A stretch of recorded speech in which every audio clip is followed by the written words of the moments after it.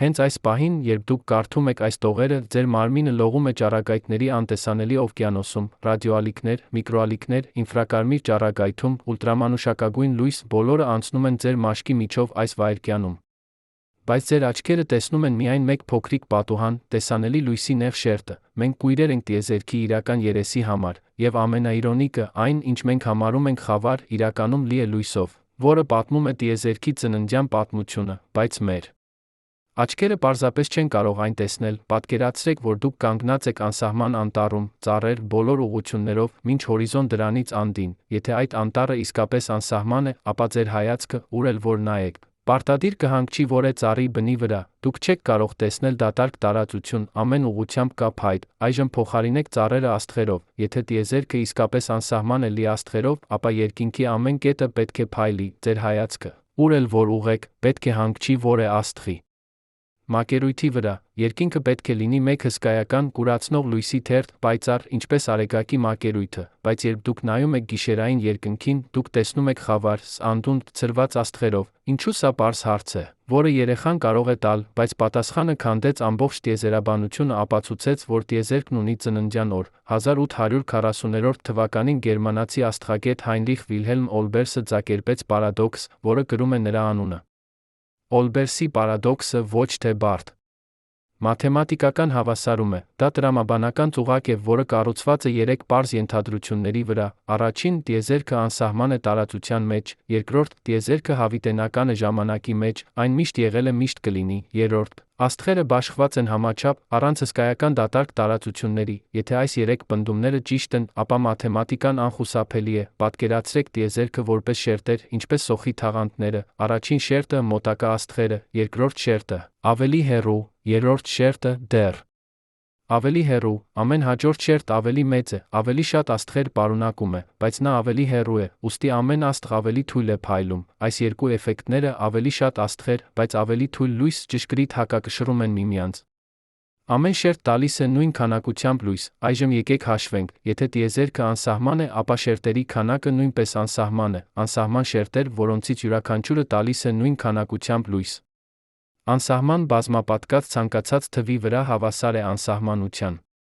Արդյունքը անսահման լույս, երկինքը պետք է լինի անսահման պայծառ, ոչ միայն լուսավոր, այլ անսահման տաք։ Մենք պետք է այրվեինք ակնթարթորեն, բայց մենք չենք այրվում, գիշերը մութ է, սա ոչ թե փոքրիկ անհամապատասխություն է։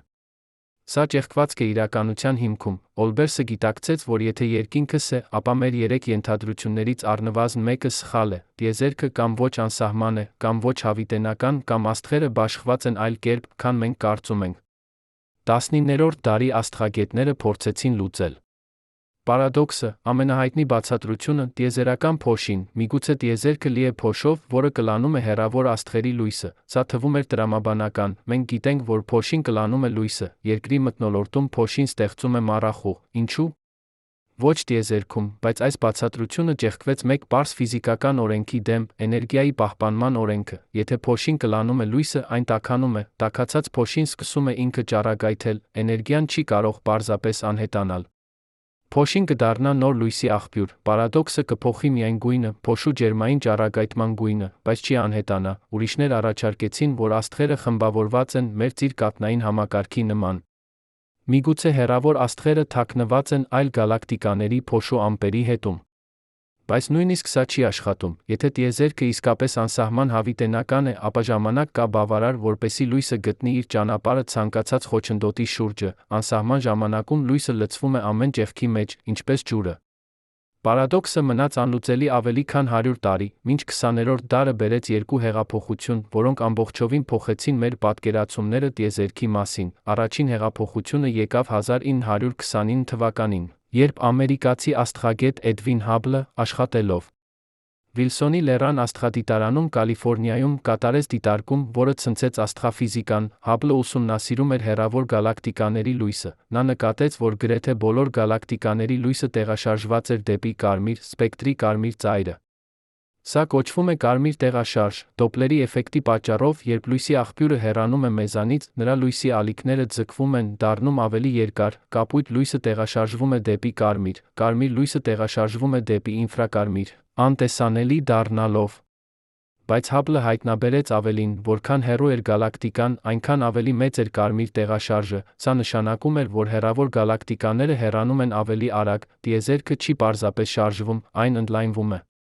Ամեն գալակտիկա հեռանում է մյուսներից, ինչպես կետերը փչվող բալարի մակերույթին, սա էր առաջին հարվածը Օլբերսի պարադոքսին, եթե տիեզերքը ընդլայնվում է, ապա հեռավոր աստղերի լույսը ձգվում է իր ճանապարհին, ֆոտոնները կորցնում են էներգիա։ Պայծառ կապույտ լույսը, որը մեկնում է հեռավոր գալակտիկայից, հասնում է մեզ որպես թույլ կարմիր լույս, կամ նույնիսկ ինֆրակարմիր, որը մեր աչքերը չեն տեսնում, տիեզերքը գործում է որպես հսկայական դիմեր, նվազեցնելով հեռավոր աստղերի պայծառությունը, բայց ընդլայնումը բերեց ավելի խորը հարց։ Եթե գալակտիկաները հեռանում են միմյանցից, ապա անցյալում նրանք ավելի մոտ էին, եթե մենք վերադառնանք ժամանակի մեջ, բոլոր գալակտիկաները կհամախմբվեն ավելի ու ավելի մոտ, վերադառնալով բավականաչափ հեռու, ամբողջ տիեզերքը պետք է սեղմված լինի մեկ կետի մեջ։ Սա էր մեծ պայթյունի տեսության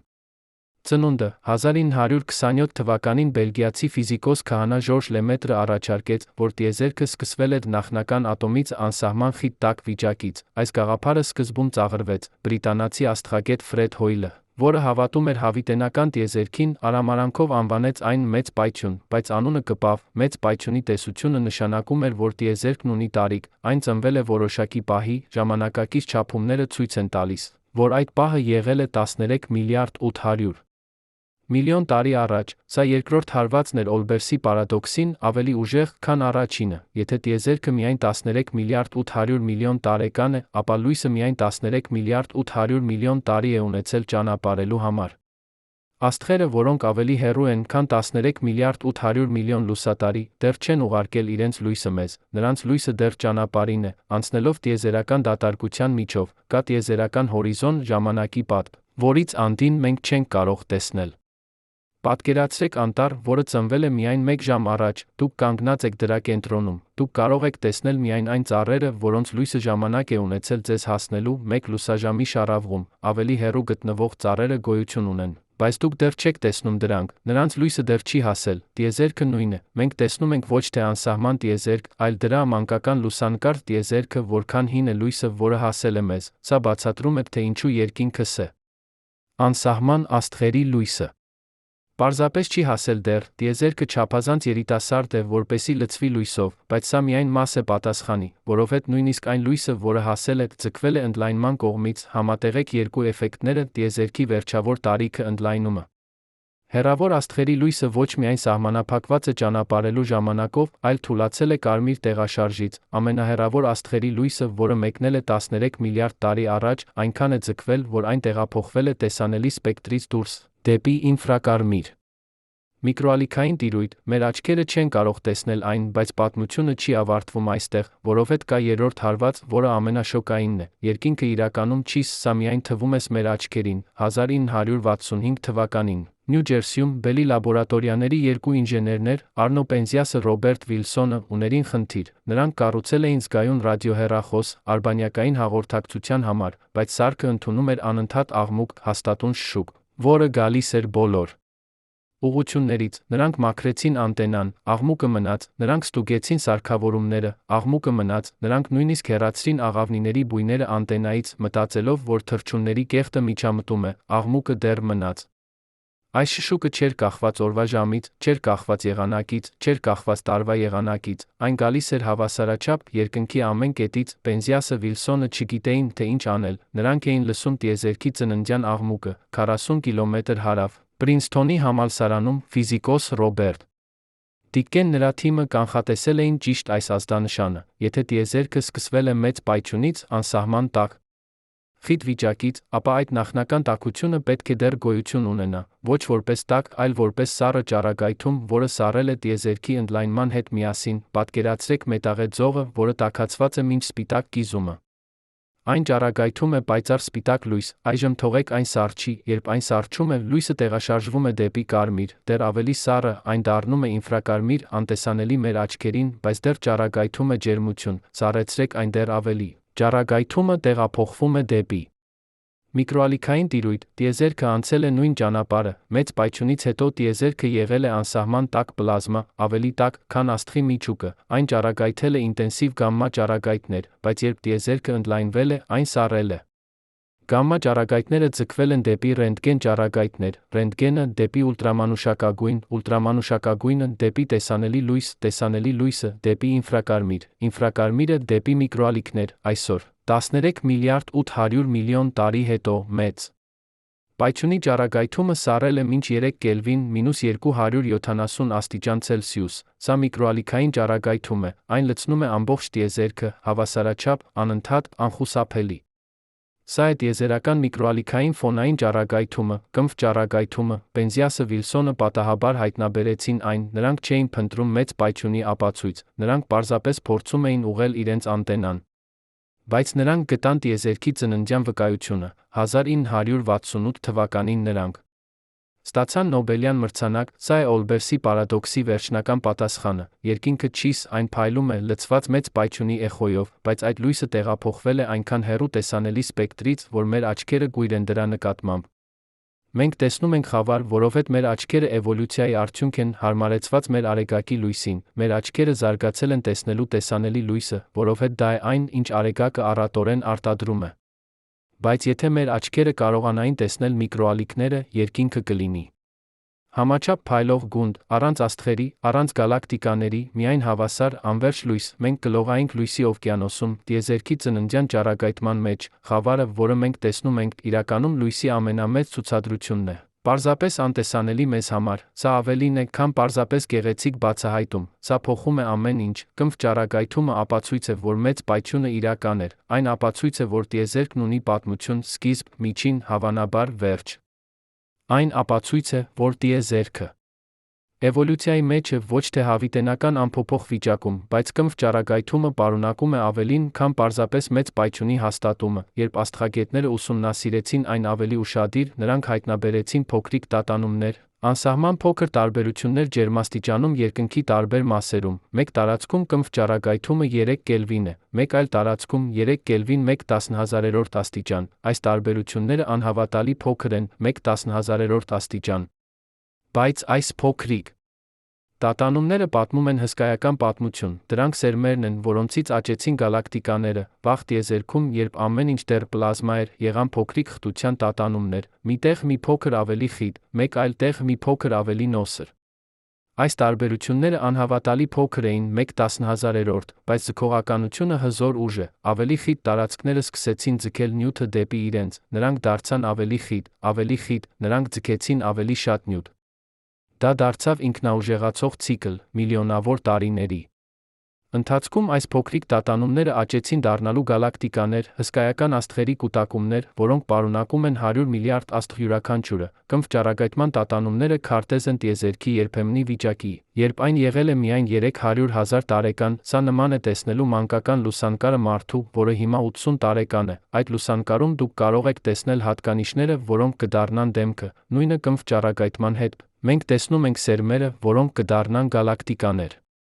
1990-ականներին ՆԱՍԱ-ն թողարկեց արբանյակ COBE Cosmic Background Explorer, որը նախագծված էր չափելու կմվ ճառագայթումը անհավատալի ճշգրտությամբ։ COBE-ի տվյալները ցույց տվեցին, որ կմվ ճառագայթումը կատարյալ է։ Այն համապատասխանում է տեսությանը անհավատալի ճշգրտությամբ, սա եղավ մեծ պայթյունի տեսության ամենաուժեղ հաստատումը։ 2001 թվականին ՆԱՍԱ-ն թողարկեց WMAP Wilkinson Microwave Anisotropy Probe, ավելի զգայուն արբանյակ։ WMAP-ը քարտեզագրեց կմվ ճառագայթման տատանումները ամբողջ երկնքում, արդյունքը եղավ տիեզերքի մանկական լուսանկարը, 300,000 տարեկան տիեզերքի պատկեր, այս պատկերը դարձավ տիեզերաբանության ամենահայտնի պատկերներից մեկը։ 2013 թվականին Եվրոպական տիեզերական գործակալությունը թողարկեց Planck արբանյակը, դեռ ավելի զգայուն, Planck-ը չափեց կմվ ճառագայթումը անհավատալի մանրամասնությամբ, այն տվեց մեզ տիեզերքի տարիքը անհավատալի ճշգրտությամբ, 13 միլիարդ 800 միլիոն տարի, գումարած կամ հանած 40 միլիոն տարի, բայց կմվ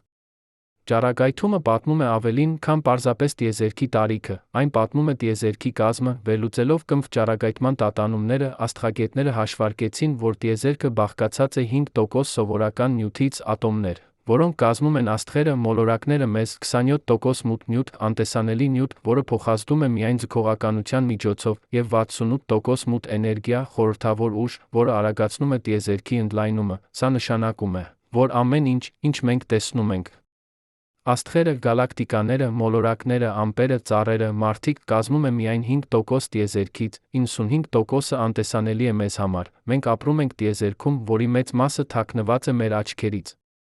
Սա վերադարձնում է մեզ Օլբերսի պարադոքսին, նոր լույսի ներքո, խավարը, որը մենք տեսնում ենք գիշերային երկնքում, ոչ միայն ապացույց է տիեզերքի վերջավոր տարիքի, այն նա հիշեցում է մեր սահմանափակությունների մասին։ Մենք տեսնում ենք միայն փոքրիկ մասը իրականությունից, նեղ պատուհան տեսանելի լույսի մեջ։ Տիեզերքի մեծ մասը, մութ նյութը, մութ էներգիան, կմվ ճառագայթումը անտեսանելի է մեր աչքերին, բայց մենք կառուցել ենք գործիքներ, ռադիոհեռախոսներ, ինֆրակարմիր դետեկտորներ, ռենտգեն հեռադիտակներ, որոնք տեսնում են այն, ինչ մեր աչքերը չեն կարող։ Այս գործիքները բացահայտել են տիեզերք, որը շատ ավելի հարուստ է, քան մենք երբևէ պատկերացրել ենք, տիեզերք, որը լի է անտեսանելի լույսով, անտեսանելի նյութով, անտեսանելի էներգիայով, եւ այստեղ է Օլբերսի պարադոքսի իրական դասը։ Խավարը ոչ թե բացակայություն է, խավարը ներկայություն է, ներկայություն պատմության, ներկայություն ժամանակի, ներկայություն էվոլյուցիայի, ներկայություն անտեսանելի լույսի, ներկայություն խորհուրդների, խավարը տիեզերքի ամենամեծ պատմությունն է, գրված լույսի լեզվով, որը մենք սովորում ենք կարդալ, բայց պատմությունը չի ավարտվում այստեղ, որովհետև տիեզերքը շարունակում է ընդլայնվել, եւ այդ ընդլայնումը արագանում է, մութ էներգիան հրում է գալակտիկաները ավելի ու ավելի հեռու միմյանցից, ապագայում, տրիլիոնավոր տարիների հետո, այս ընդլայնումը կունենա խորը հետանքներ մեր տեսողության համար։ Այսօր մենք տեսնում ենք հազարավոր գալակտիկաներ մեր հեռադիտակներով, բայց մութ էներգիան արագացնում է տիեզերքի ընդլայնումը, ապագայում գալակտիկաները կհեռանան այնքան արագ, որ նրանց լույսը երբեք չի հասնի մեզ։ Տիեզերական հորիզոնը կսեղմվի, մեկ առ մեկ գալակտիկաները կանհետանան տեսադաշտից, նրանց լույսը ձգվելով դեպի անտեսանելի ալիքների երկարություններ։ Տրիլիոն տարի հետո մեր սեփական գալակտիկան, Ծիր Կաթինը, կլինի միակ գալակտիկան, որը տեսանելի կլինի։ Բոլոր այլ գալակտիկաները կլինեն այնքան հեռու, որ նրանց լույսը երբեք չի կարող հասնել մեզ, ապագա աստղագետները, եթե նրանք գոյություն ունենան, կտեսնեն տիեզերք, որը բաղկացած է միայն մեկ գալակտիկայից, մեր սեփականից, նրանք չեն իմանա այլ գալակտիկաների մասին։ Նրանք չեն իմանա մեծ պայթյունի մասին, նրանք չեն իմանա տիեզերքի ընդլայնման մասին, սա խորը իրոնիա է, մենք ապրում ենք տիեզերքի պատմության հատուկ պահին, երբ մենք կարող ենք տեսնել մեծ պայթյունի ապացույցները, կմվ ճառագայթումը դեռ տեսանելի է։ Հեռավոր գալակտիկաները դեռ տեսանելի են։ Բայց այս պատուհանը փակվում է, ապագայում տիեզերքը կթաքցնի իր սեփական պատմությունը, սա հիշեցնում է մեզ, որ գիտելիքը կախված է ժամանակից տեղից, մենք բախտավոր ենք ապրելու այն ժամանակաշրջանում, երբ տիեզերքը դեռ բացահայտում է իր գաղտնիքները։ Բայց մենք նա պետք է խոնարհ լինենք, որովհետև կարող են լինել այլ գաղտնիքներ, որոնք թաքնված են մեզանից, ոչ թե ապագայում, այլ հենց հիմա, պարզապես որովհետև մենք չունենք ճիշտ գործիքները կամ ճիշտ հայեցակարգերը դրանք տեսնելու համար։ Օլբերսի պարադոքսը սովորեցրեց մեզ, որ պարզ հարցերը կարող են ունենալ խորը պատասխաններ։ Ինչու՞։ Երկինքս, այս հարցը տարավ մեզ դեպի մեծ պայթյունը, դեպի տիեզերքի ընդլայնումը, դեպի կմվ ճառագայթումը, դեպի մութ նյութը, մութ էներգիան, այն բացահայտեց, որ խավարը ոչ թե դատարկություն է, այլ լի է անտեսանելի լույսով, անտեսանելի նյութով։ Եվ սա հիշեցնում է մեզ, որ մեր ընկալումները սահմանափակ են, մենք տեսնում ենք միայն փոքրիկ մասը իրականությունից, մեր աչքերը էվոլյուցիայի արդյունք են, հարմարեցված մեր արեգակի լույսին, բայց տիեզերքը շատ ավելի մեծ է, քան այն, ինչ մեր աչքերը կարող են տեսնել, այն լի է ալիքներով, որոնք անցնում են մեր մարմնի միջով, ռադիոալիքներ, միկրոալիքներ, ինֆրակարմիր ճառագայթներ, ուլտրամանուշակագույն ճառագայթներ, ռենտգեն ճառագայթներ, գամմա ճառագայթներ, մենք լողում ենք ճառագայթների օվկիանոսում, բայց մեր աչքերը տեսնում են միայն փոքրիկ կաթիլ։ Սա նման է լինելու կույր մարդու, որը լսում է միայն մեկ նոտա երաժշտության սիմֆոնիայից, տիեզերքը նվագում է սիմֆոնիա բոլոր ալիքների երկարություններում, բայց մենք լսում ենք միայն մեկ նոտա, բայց մենք սովորում ենք լսել ավելին, մենք կառուցում ենք գործիքներ, ռադիոհեռադիտակներ, ինֆրակարմիր հեռադիտակներ, ռենտգեն հեռադիտակներ, գամմա ճառագայթների դետեկտորներ, այս գործիքները ընդլայնում են մեր ընկալումը, նրանք թույլ են տալիս մեզ տեսնել անտեսանելին, լսել անլսելին, հասկանալ անհասկանալին, եւ ամեն անգամ, երբ մենք ընդլայնում ենք մեր ընկալումը, մենք հայտնաբերում ենք նոր աշխարհներ, երբ Գալիլեոն ուղղեց իր հեռադիտակը դեպի երկինք, նա հայտնաբերեց Յուպիտերի լուսինները, ապացուցելով, որ ոչ ամեն ինչ պտտվում է երկրի շուրջը, երբ Հաբլը չափեց գալակտիկաների կարմիր տեղաշարժը, նա հայտնաբերեց, որ տիեզերքը ընդլայնվում է, երբ Պենզիասը Վիլսոնը լսեցին տիեզերական աղմուկը, նրանք հայտնաբերեցին մեծ պայթյունի էխոն, ամեն նոր գործիք բացում է նոր պատուհան դեպի իրականությունը, եւ ամեն նոր պատուհան բացահայտում է, որ իրականությունը շատ ավելի հարուստ է, քան մենք Պատկերացնում էինք, տիեզերքը անընդհատ զարմացնում է մեզ իր բարդությամբ, իր գեղեցկությամբ, իր խորհրդավորությամբ, բայց եկեք խոսենք այն մասին, ինչ իսկապես տեղի է ունենում այս պահին, ոչ թե տրիլիոնավոր տարիների հետո, այլ հենց հիմա։ Երբ դուք կարդում եք այս տողերը, տիեզերքը ոչ միայն ընդլայնվում է, այն արագանում է, եւ այս արագացումը ստեղծում է մի իրավիճակ, որը կարելի է անվանել տիեզերական փախուստ։ Պատկերացրեք, որ դուք կանգնած եք շարժվող մետրոյի պլատֆորմի վրա։ Գնացքը սկսում է շարժվել, դանդաղ սկզբում։ Հետո ավելի արագ, հետո դեռ ավելի արագ, մարդիկ, որոնք կանգնած են պլատֆորմին, սկսում են հեռանալ, առաջինն դանդաղ, հետո ավելի արագ, եւ հանկարծ կա պահ, երբ գնացքը շարժվում է այնքան արագ, որ նույնիսկ եթե ինչ-որ մեկը վազի ձեր հետից լույսի արագությամբ, նա երբեք չի կարող ձեզ հասնել, դուք անցել եք հորիզոնը, կետը, որից վերադարձ չկա, տիեզերքում տեղի է ունենում ճիշտ նույնը, մութ էներգիան արագացնում է ընդլայնումը։ Գալակտիկաները հեռանում են ավելի ու ավելի արագ, եւ կա հեռավորություն շուրջ 16 միլիարդ լուսատարի, որտեղ գալակտիկաները հեռանում են ավելի արագ, քան լույսի արագությունը։ Սա չի խախտում Այնշտայնի հարաբերականության տեսությունը, որովհետև գալակտիկաները չեն շարժվում տարածության միջով, ինքը տարածությունն է ընդլայնվում նրանց միջ։ Սա նշանակում է, որ գալակտիկաները, որոնք այսօր գտնվում են 16 միլիարդ լուսատարուց ավելի հեռու, անցել են տիեզերական հորիզոնը, նրանց լույսը երբեք չի հասնի մեզ, անկախ նրանից, թե որքան ժամանակ մենք սպասենք։ Տարածությունը ընդլայնվում է ավելի արագ, քան լույսը կարող է ճանապարհել, այս գալակտիկաները կորել են մեզ համար ընդմիշտ, եւ ամեն օր ավելի շատ գալակտիկաներ են անցնում այդ հորիզոնը, ամեն վայրկյան տիեզերքը թաքցնում է ավելի շատ իր պատմությունից, մենք ապրում ենք տիեզերքի պատմության հատուկ պահին, երբ մենք դեռ կարող ենք տեսնել մեծ պայթյունի ապացույցները, բայց այս պատուհանը փակվում է, հիմա պատկերացրեք քաղաքակրթություն, որը կկենսագործվի 100 տրիլիոն տարի հետո, այդ ժամանակ տիեզերքը կլինի շատ ավելի մեծ։ Գալակտիկաները կլինեն այնքան հեռու միմյանցից, որ ամեն գալակտիկա կլինի իր սեփական տիեզերական կղզին, այդ քաղաքակրթության աստղագետները կնայեն երկինք կտեսնեն միայն իրենց սեփական գալակտիկան, ոչ մի այլ գալակտիկա, ոչ մի կմվ ճառագայթում, այն կլինի այնքան սառը ձգված, որ անհայտ կդառնա։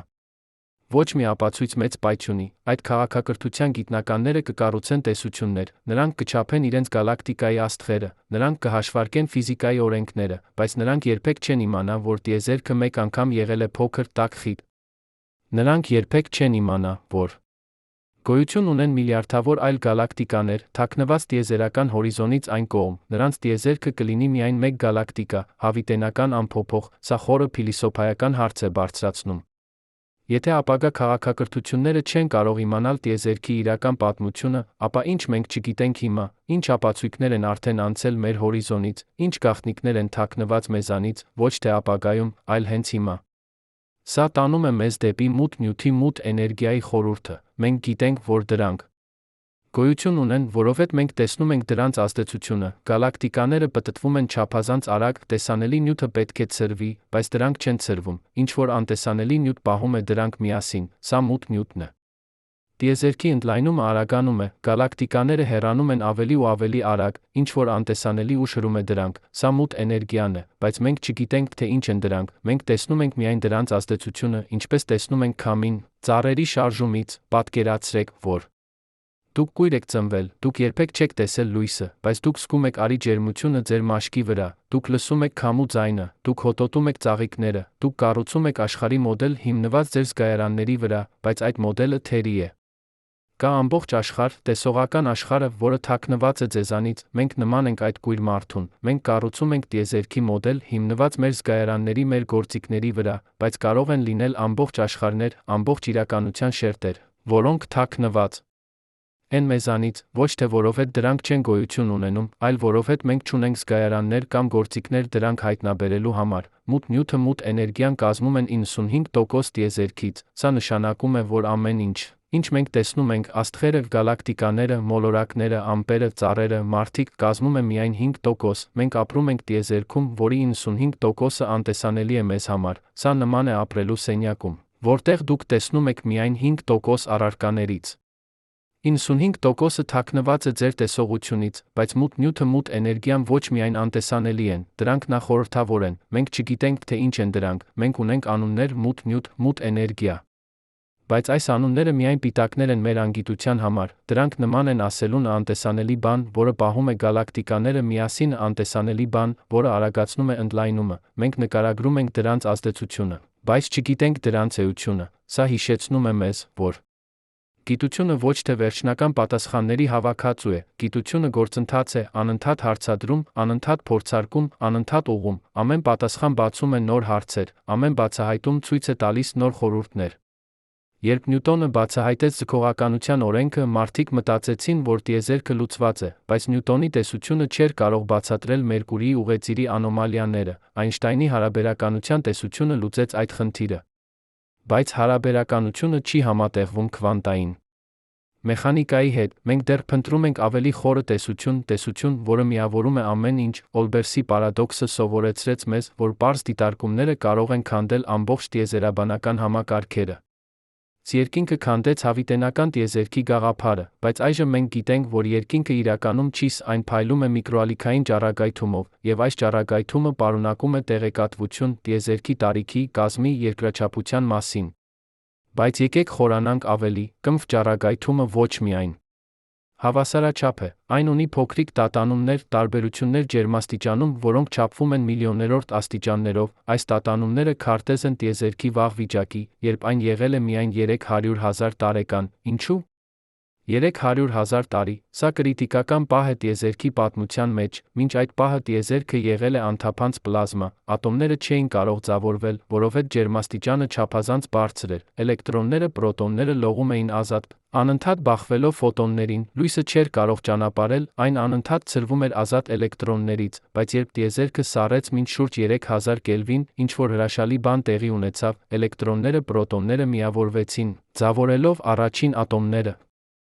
Հիմնականում ջրածին, հանկարծ ազատ էլեկտրոնները անհետացան, լույսը ազատվեց, առաջին անգամ տիեզերքի պատմության մեջ ֆոտոնները կարողացան ճանապարհել անարգել, այս պահը կոչվում էր վերամիավորում, եւ կմվ ճառագայթումը լույսն է այդ պահից։ Երբ դուք նայում եք կմվ ճառագայթման քարտեզին, դուք տեսնում եք տիեզերքը, ինչպես այն եղել է 300,000 տարեկան հասակում, դուք տեսնում եք տիեզերքի մանկական լուսանկարը, եւ այդ լուսանկարում տեսանելի են սերմերը, փոքրիկ տատանումները խտության մեջ, որոնք կաճ են դառնալու։ Գալակտիկաներ, սա նման է տեսնելու ծովի մակերույթին փոքրիկ ալիքներ, որոնք կդառնան ցունամի, կամ տեսնելու ամպում փոքրիկ խտացումներ, որոնք կդառնան անձր, այս փոքրիկ տատանումները պարունակում են ամբողջ տիեզերքի ապագա կառուցվածքը, բայց ինչպես այս տատանումները առաջացան, սա տանում է մեզ դեպի տիեզերաբանության ամենաէկզոտիկ գաղափարներից մեկը՝ ինֆլյացիան, մեծ պայթյունից անմիջապես հետո։ Տիեզերքի առաջին վայրկյանի ընթացքում տիեզերքը անցավ փուլ, անվանված ինֆլյացիա, այս փուլի ընթացքում տիեզերքը ընդլայնվեց անհավատալի արագությամբ, ավելի արագ, քան լույսի արագությունը, ավելի արագ, քան ցանկացած բան, որ մենք կարող ենք պատկերացնել։ Մեկ վայրկյանի փոքրիկ կոտորակի ընթացքում տիեզերքը ընդլայնվեց գործոնով մեկը, որին հաջորդում է 30 զրով, սա նման է ատոմի, որը ակնթարթորեն ընդլայնվում է դառնալու գալակտիկայից 1 միլիոն անգամ ավելի մեծ, այս ընդլայնումը այնքան արագ, այնքան հսկայական էր, որ այն ձգեց տիեզերքը գրեթե կատարյալ հարթության, բայց ինֆլյացիան նա ստեղծեց տատանումները, քվանտային մակարդակում, անհավատալի փոքր մասշտաբներում, տիեզերքը միշտ տատանվում է, քվանտային մեխանիկան ասում է, որ դատարկությունը երբեք իսկապես դատարկ չէ։ Այն լի է վիրտուալ մասնիկներով, որոնք հայտնվում անհետանում են անընդհատ, այս քվանտային տատանումները սովորաբար անհայտ են, դրանք տեղի են ունենում այնքան փոքր մասշտաբներում, որ մենք երբեք չենք նկատում դրանք։ Բայց ինֆլյացիան վերցրեց այս քվանտային տատանումները, ձգեց դրանք դեպի տիեզերական մասշտաբներ, փոքրիկ քվանտային տատանումները, որոնք տեղի էին ունենում ատոմից փոքր մասշտաբներում, ձգվեցին դառնալու միլիոնավոր լուսատարիների չափի։ Եվ այս ձգված քվանտային տատանումները դարձան սերմերը, որոնք աճեցին դառնալու գալակտիկաներ, սա ամենաանհավատալի կապերից մեկն է ֆիզիկայում, կապը քվանտային աշխարհի տիեզերական աշխարհի միջ, ամենափոքր մասշտաբները ստեղծեցին ամենամեծ կառուցվածքները, քվանտային տատանումները ստեղծեցին գալակտիկաները, անորոշությունը ստեղծեց կարգը։ Բայց ինֆլյացիայի տեսությունը բարձրացնում է իր սեփական հարցերը, եթե ինֆլյացիան տեղի ունեցավ մեր տիեզերքում, ապա այն կարող էր տեղի ունենալ այլ տեղերում, ինֆլյացիան կարող է լինել անվերջ գործընթաց, ստեղծելով անվերջ տիեզերքներ, ամեն տիեզերք, իր սեփական ֆիզիկայի օրենքներով, իր սեփական հաստատուններով, իր սեփական պատմությամբ, սա բազմատիեզերքի գաղափարն է, մեր տիեզերքը կարող է լինել միայն մեկը անվերջ տիեզերքների ցանցում, ինչպես մեր գալակտիկան միայն մեկն է միլիարդավոր գալակտիկաներից, Մեր տիեզերքը կարող է լինել միայն մեկը անվերջ տիեզերքներից, եւ ինչպես ապագա քաղաքակրթությունները չեն կարող տեսնել այլ գալակտիկաները, մենք չենք կարող տեսնել այլ տիեզերքները։ Սա բարձրացնում է խորը հարց. եթե կան անվերջ տիեզերքներ, ապա ամեն ինչ կարող է տեղի ունենալ, տեղի կունենա որը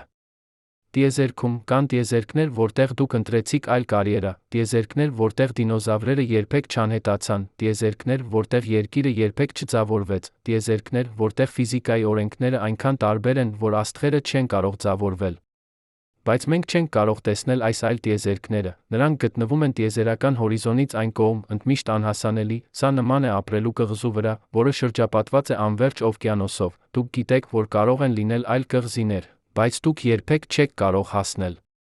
դրանց, սա տանում է մեզ դեպի գիտության սահմանները, գիտությունը հիմնված է դիտարկումների փորձարկումների վրա, բայց եթե ինչ-որ բան սկզբունքորեն անդիտարկելի է, ապա արդյոք այն գիտության տիրույթում է, եթե մենք երբեք չենք կարող տեսնել այլ տիեզերքները, արդյոք դրանք գիտական հարց են, սա բաժանում է գիտնականներին, ոմանք ասում են, որ բազմատիեզերքը գիտական տեսություն է, որովհետև այն բխում է ինֆլյացիայի տեսությունից, որը կանխատեսում է դիտարկելի հետանքներ, ուրիշներն ասում են, որ եթե մենք երբեք չենք կարող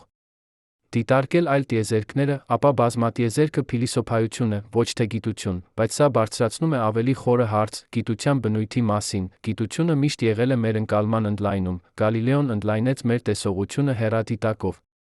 Լենհուկը ընդլայնեց մեր տեսողությունը միկրոսկոպով, Ռենտգենը ընդլայնեց մեր տեսողությունը անտեսանելի ճառագայթներով։ Ամեն անգամ մենք ընդլայնում ենք մեր ընկալումը, մենք հայտնաբերում ենք նոր աշխարհներ, բազմատիեզերքը կարող է լինել հաջորդ քայլը։ Կամ կարող է լինել սահման նրա, ինչ մենք երբեք կարող ենք իմանալ, բայց նույնիսկ եթե մենք երբեք չենք կարող դիտարկել այլ տիեզերքները, գաղափարը փոխում է մեր հեռանկարը, այն հիշեցնում է մեզ, որ մեր տիեզերքը, որքան էլ հսկայական թվա, կարող է լինել միայն փոքրիկ մասը ավելի մեծ իրականության, եւ սա վերադարձնում է մեզ խավարին, խավարը, որը մենք տեսնում ենք գիշերային երկնքում, ոչ միայն ապացույց է տիեզերքի վերջավոր տարիքի, այն նա հիշեցում է մեր տեղի մասին տիեզերքում։ Մենք փոքրիկ ենք, մեր մոլորակը փոքրիկ է, մեր Արեգակը միջին աստղ է միջին գալակտիկայում, մեր գալակտիկան մեկն է 2 տրիլիոն գալակտիկաներից դիտարկելի տիեզերքում, եւ դիտարկելի տիեզերքը կարող է լինել միայն փոքրիկ մասը ավելի մեծ տիեզերքի, որը կարող է լինել միայն մեկը անվերջ տիեզերքներից։ Բայց այս փոքրությունը ոչ թե անիմաստություն է, հակառակը, այն ազատություն է, մենք ազատ ենք ստեղծելու իմաստ մեր սեփական կյանքում, մենք ազատ ենք հարցնելու, ուսումնասիրելու, հայտնաբերելու, մենք ազատ ենք զարմանալու տիեզերքի գեղեցկությանը, բարդությանը։ Եվ խավարը մաս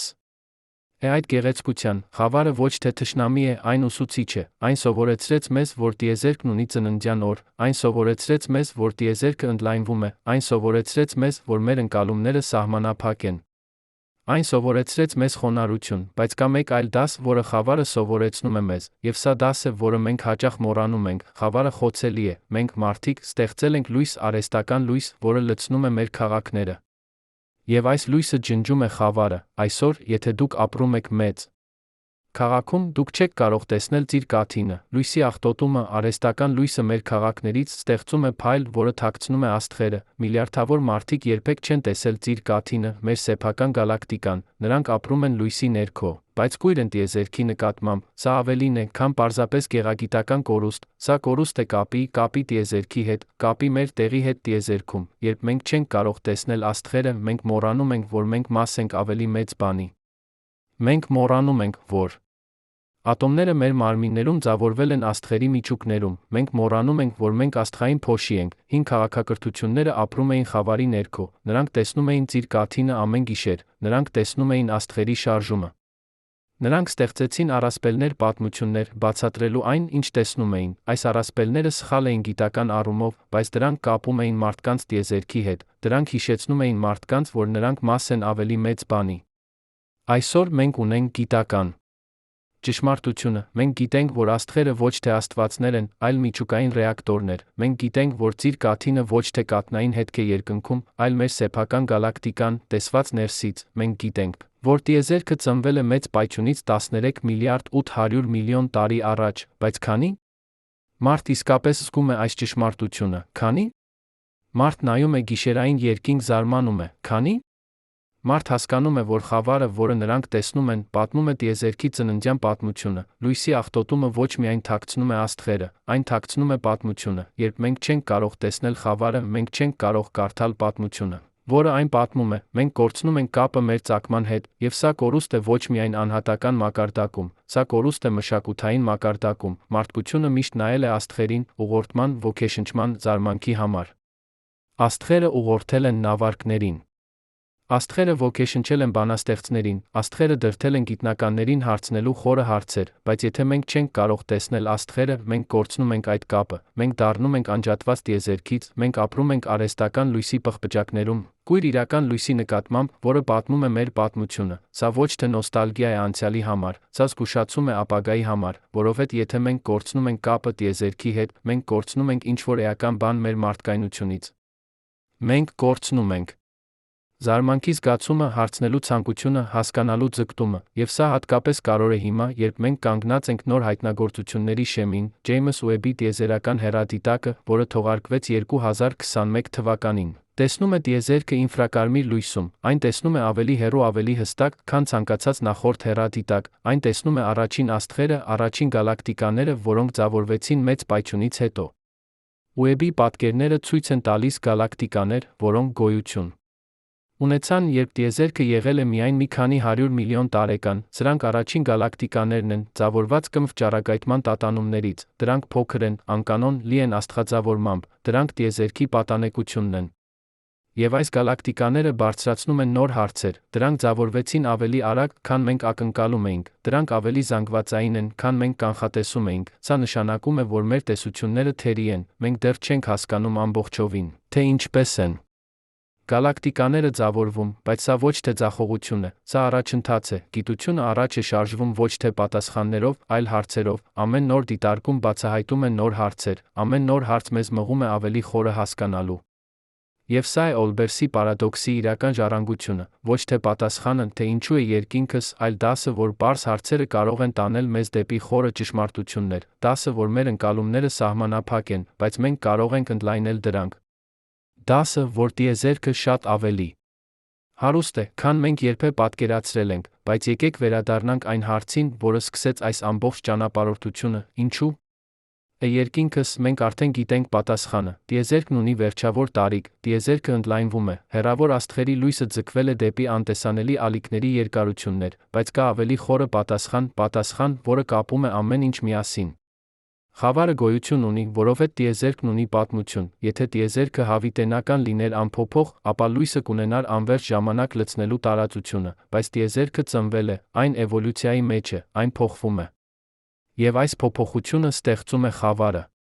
Խավարը վկայություն է ժամանակի, այն ապացույց է, որ ժամանակը իրական է, որ անցյալը տարբերվում է ներկայից, որ ապագան կտարբերվի երկուսից էլ, խավարը պատմում է, որ տիեզերքը ոչ թե հավիտենական մեքենա է, այլ կենդանի էություն, ծնված, աճող, էվոլյուցիայի մեջ, եւ սա փոխում է ամեն ինչ, հավիտենական տիեզերքում ոչինչ իսկապես նոր չէ, ամեն ինչ միշտ եղել է միշտ կլինի, բայց տիեզերքում, որն ունի պատմություն, նորությունը հնարավոր է, նոր աստղեր ձևորվում են, նոր մոլորակներ ձևորվում են։ Նոր կյանք ի հայտ է գալիս։ Նոր գաղափարներ ծնվում են, մենք ապրում ենք տիեզերքում, որը ստեղծագործ է, տիեզերք, որը անընդհատ ստեղծում է նոր կառուցվածքներ, նոր բարդություններ, նոր հնարավորություններ, եւ մենք, մարդիկ, մաս ենք այդ ստեղծագործության, մենք տիեզերքի միջոցն ենք, հասկանալու իր սեփական պատմությունը, սա անհավատալի արտոնություն է, տիեզերքը գոյություն ունեցավ 13 միլիարդ 800 միլիոն տարի առաջ, աստղերը ձևորվեցին, գալակտիկաները ձևորվեցին, մեր արեգակը ձևորվեց 5 միլիարդ տարի առաջ։ Երկիրը ձևորվեց 4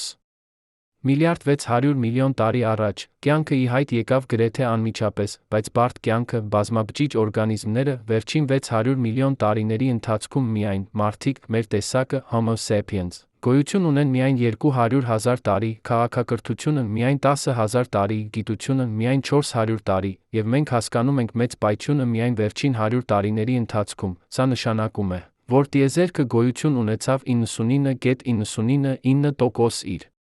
պատմության առանց որևէ մեկի, ով կարող էր հասկանալ այն, աստղերը փայլում էին, գալակտիկաները պտտվում էին, մոլորակները ձևորվում էին, բայց ոչ ոք չէր դիտում, ոչ ոք չէր հասկանում, եւ հետո վերջին վայրկյանում տիեզերական ժամանակի մեջ, Մենք ի հայտ եկանք, մենք բացեցինք մեր աչքերը, մենք սկսեցինք հարցնել, եւ տիեզերքը սկսեց պատասխանել, ոչ թե խոսքերով, այլ լույսով, որը ճանապարհել է միլիարդավոր տարիներ, որպեսզի պատմի մեզ իր պատմությունը, ամեն ֆոտոն, որը մտնում է ձեր աչքը, երբ դուք նայում եք աստղին։ Ճանապարհել է տարիներ, տասնամյակներ, հարյուրամյակներ, հազարամյակներ, միլիոնավոր տարիներ, այդ ֆոտոնը սկսեց իր ճանապարհորդությունը աստղի միջուկում, որտեղ այն ծնվեց միջուկային ֆուզիայից, այն պայքարեց իր ճանապարհը դուրս աստղից, միլիոնավոր տարիների ընթացքում, անընդհատ կլանվելով վերաճառագայթվելով, վերջապես այն ազատվեց աստղի մակերույթից, սկսեց իր ճանապարհորդությունը տիեզերական դատարկության միջով, այն ճանապարհեց միլիարդավոր կիլոմետրներ, անցնելով գալակտիկաների միջով, անցնելով տիեզերական փոշու ամպերի միջով, անցնելով մութ նյութի անտեսանելի ցանցերի միջով, եւ հետո վերջապես այն հասավ երկրին, այն անցավ մթնոլորտի միջով, այն անցավ ձեր աչքի ոսպնյակի միջով, այն հարվածեց ռետինայի բջիջին, եւ այդ բջիջը ուղարկեց էլեկտրական ազդանշան ձեր ուղեղ։ Եվ ձեր ուղեղը մեկնաբանեց այդ ազդանշանը որպես լույս, այս ամբողջ ճանապարհորդությունը միջուկից մինչ ձեր ուղեղ տեց միլիարդավոր տարիներ, եւ այն տեղի ունեցավ միայն այն պատճառով, որ տիեզերքն ունի պատմություն, եթե տիեզերքը հավիտենական լիներ անփոփոխ, այդ ֆոտոնը երբեք չէր ծնվեր, աստղերը երբեք չէին ձավորվեր, կյանքը երբեք չէր ի հայտ գալիս, դուք երբեք չէիք գոյություն ունենա, խավարը, որը մենք տեսնում ենք գիշերային երկնքում, ապացույց է, որ տիեզերքն ունի պատմություն, եւ այդ պատմությունը ստեղծեց մեզ։ Մենք չենք պարզապես դիտորդներ տիեզերքի, մենք արտադրանք ենք տիեզերքի պատմության, մենք աստղային փոշի ենք, որը սովորել է մտածել, բայց հիմա եկեք դիտարկենք մի բան, որը շատ մարդիկ չեն հասկանում, երբ մենք ասում ենք, որ տիեզերքը 13 միլիարդ 800 միլիոն տարեկան է, մենք չենք նշանակում, որ տիեզերքը ստեղծվեց 13 միլիարդ 800 միլիոն տարի առաջ որը տեղում, մենք նշանակում ենք, որ ինքը ժամանակը սկսվեց 13 միլիարդ 800 միլիոն տարի առաջ, սա խորը դժվար հասկանալի գաղափար է։ Մենք սովոր ենք մտածել ժամանակի մասին որպես ինչ-որ բան, որը միշտ եղել է, մենք հարցնում ենք, ինչ եղավ մեծ պայթյունից առաջ, բայց այս հարցը կարող է իմաստ չունենալ, եթե ժամանակը սկսվեց մեծ պայթյունով, ապա առաջ չկա, սա նման է հարցնելու, ինչ կա հյուսիսային բերից հյուսիս, հարցը ենթադրում է ուղղություն, որը գոյություն չունի, Այնշտայնի հարաբերականության տեսությունը ցույց տվեց, որ ժամանակը տարածությունը փոխկապակցված են, դրանք ձևավորում են 4 չափանի տիեզերական ժամանակ տարածություն։ Եվ այս տիեզերական ժամանակ տարածությունը կարող է ձգվել ձգողականությամբ, մեծ պայթյունը ոչ թե պայթյուն էր տարածության մեջ, այն ինքը տարածության պայթյուն էր, պատկերացրեք պալար, որը փչվում է, մակերույթի վրա նկարեք կետեր։ Երբ պալարը փչվում է, կետերը հեռանում են միմյանցից, բայց ոչ մի կետ չի շարժվում պալարի մակերույթի վրա, ինքը մակերույթն է ընդլայնվում, տիեզերքը նույնն է, գալակտիկաները ոչ թե շարժվում են տարածության միջով, ինքը տարածությունն է ընդլայնվում նրանց միջ, բայց պալարի անալոգիան սահմանափակ է։ Պալարը ընդլայնվում է եռաչափ տարածության մեջ, բայց տիեզերքը չի ընդլայնվում որևէ բանի մեջ, չկար դուրս տիեզերքից, տիեզերքը ամեն ինչ է, ամբողջ տարածությունը, ամբողջ ժամանակը, ամբողջ նյութը, ամբողջ էներգիան, սա դժվար է պատկերացնել։ Մեր ուղեղները էվոլյուցիայի արդյունք են հարմարեցված եռաչափ տարածությանը միակողմանի ժամանակին, մենք չենք կարող իսկապես պատկերացնել 4 չափանի տիեզերական ժամանակ տարածությունը, մենք կարող ենք միայն նկարագրել այն մաթեմատիկայով փորձարկել այն դիտարկումներով։ Բայց մաթեմատիկան դիտարկումները համաձայն են, Այնշտայնի հավասարումները կանխատեսում են ընդլայնվող տիեզերք, Հաբլի դիտարկումները հաստատում են ընդլայնումը, կմվ ճառագայթումը հաստատում է մեծ պայթյունը, ամեն ինչ համապատասխանում է, բայց կան անոմալիաներ։ Փոքրիկ անհամապատասխություններ տեսության դիտարկումների միջ, օրինակ, Հաբլի լարվածությունը, երբ մենք չափում ենք տիեզերքի ընդլայնման արագությունը, օգտագործելով մոտակա գալակտիկաները, մենք ստանում ենք մեկ թիվ, երբ մենք չափում ենք այն, օգտագործելով կմվ ճառագայթումը, մենք ստանում ենք մի փոքր այլ թիվ, տարբերությունը փոքր է, շուրջ 10%, բայց այն վիճակագրորեն նշանակալի է, սա կարող է լինել չափման սխալ, կամ կարող է լինել նշան, որ մեր տեսությունը թերի է։ Կարող է լինել նոր ֆիզիկա, որը մենք դեռ չենք հասկանում, սա է գիտության գեղեցկությունը, անոմալիաները ոչ թե խնդիրներ են, դրանք հնարավորություններ են, դրանք ցույց են տալիս, թե որտեղ մեր հասկացողությունը թերի է, դրանք ուղղորդում են մեզ դեպի նոր հայտնագործություններ։ Պատմությունը լի է օրինակներով, Մերկուրիի ուղեծիրի անոմալիան տարավ Այնշտայնին դեպի հարաբերականության տեսությունը, Սմարմնի ճառագայթման անոմալիան տարավ Պլանկին դեպի քվանտային մեխանիկան, գալակտիկաների պտույտի անոմալիան տարավ մեզ դեպի մութ նյութը։ Հաբլի լարվածությունը կարող է տանել մեզ դեպի նոր ֆիզիկա, կամ կարող է լինել պարզապես չափման սխալ, մենք դեռ չգիտենք, բայց մենք ուսումնասիրում ենք, մենք կառուցում ենք ավելի ճշգրիտ գործիքներ, մենք կատարում ենք ավելի ճշգրիտ չափումներ, մենք փորձարկում ենք նոր տեսություններ։ Սա է գիտության գործընթացը, անվերջ ցիկլ հարցերի պատասխանների, դիտարկումների տեսությունների, հայտնագործությունների նոր հարցերի, ամեն պատասխան բացում է նոր հարցեր, ամեն հայտնագործություն ցույց է տալիս նոր խորհուրդներ։ Եվ սա վերադարձնում է մեզ խավարին, խավարը։ Խորհուրդը, այն ներկայացնում է այն, ինչ մենք չգիտենք, մութ նյութը, մութ էներգիան, այլ տիեզերքները, քվանտային ձգողականությունը, գիտակցության բնույթը, կյանքի ծագումը, բայց խավարը նա հնարավորություն է, հնարավորություն հայտնաբերելու, սովորելու, աճելու, ամեն անգամ, երբ մենք լուսավորում ենք խավարի մի մասը, մենք հայտնաբերում ենք նոր աշխարհներ, եւ ամեն նոր աշխարհ ցույց է տալիս մեզ, որ իրականությունը շատ ավելի հարուստ է, քան մենք պատկերացրել ենք, սա է Օլբերսի պարադոքսի վերջնական դասը։ Խավարը ոչ թե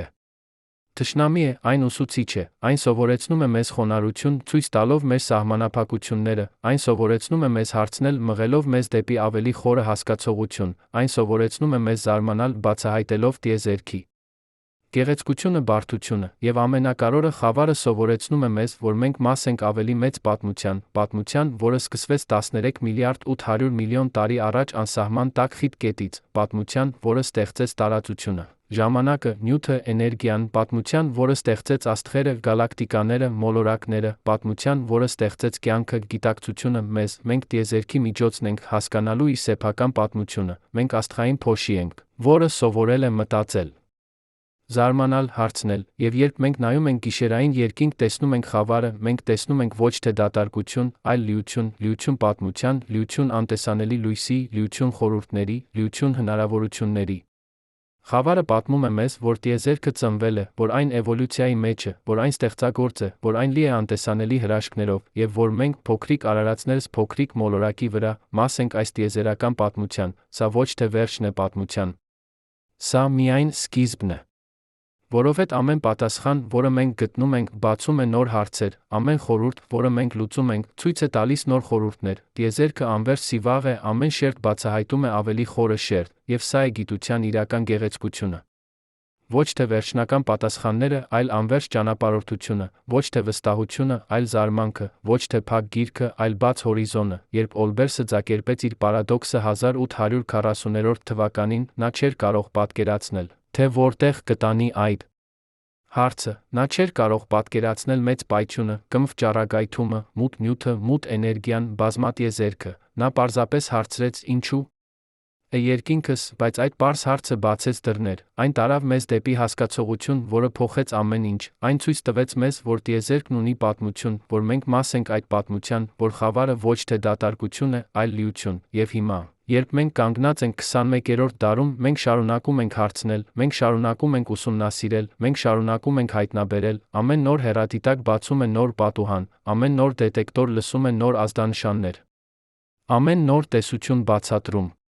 է նոր ելույթներ, բայց մենք նա պետք է հիշենք, որ գիտությունը ոչ թե մենամարտ գործունեություն է, սա համագործակցություն է, համագործակցություն հազարավոր գիտնականների միջ, որոնք աշխատում են միասին, կիսում են տվյալներ, քննարկում են գաղափարներ, մարտահրավերում են միմյանց տեսություններ, Պենզիասը, Վիլսոնը հայտնաբերեցին կմվ ճառագայթումը, բայց նրանք չէին հասկանում, թե ինչ են գտել, Դիկկեի թիմը Պրինսթոնում կանխատեսել էր այն, երկու խմբերը միավորվեցին։ Հայտնագործությունը եղավ համագործակցության արդյունք։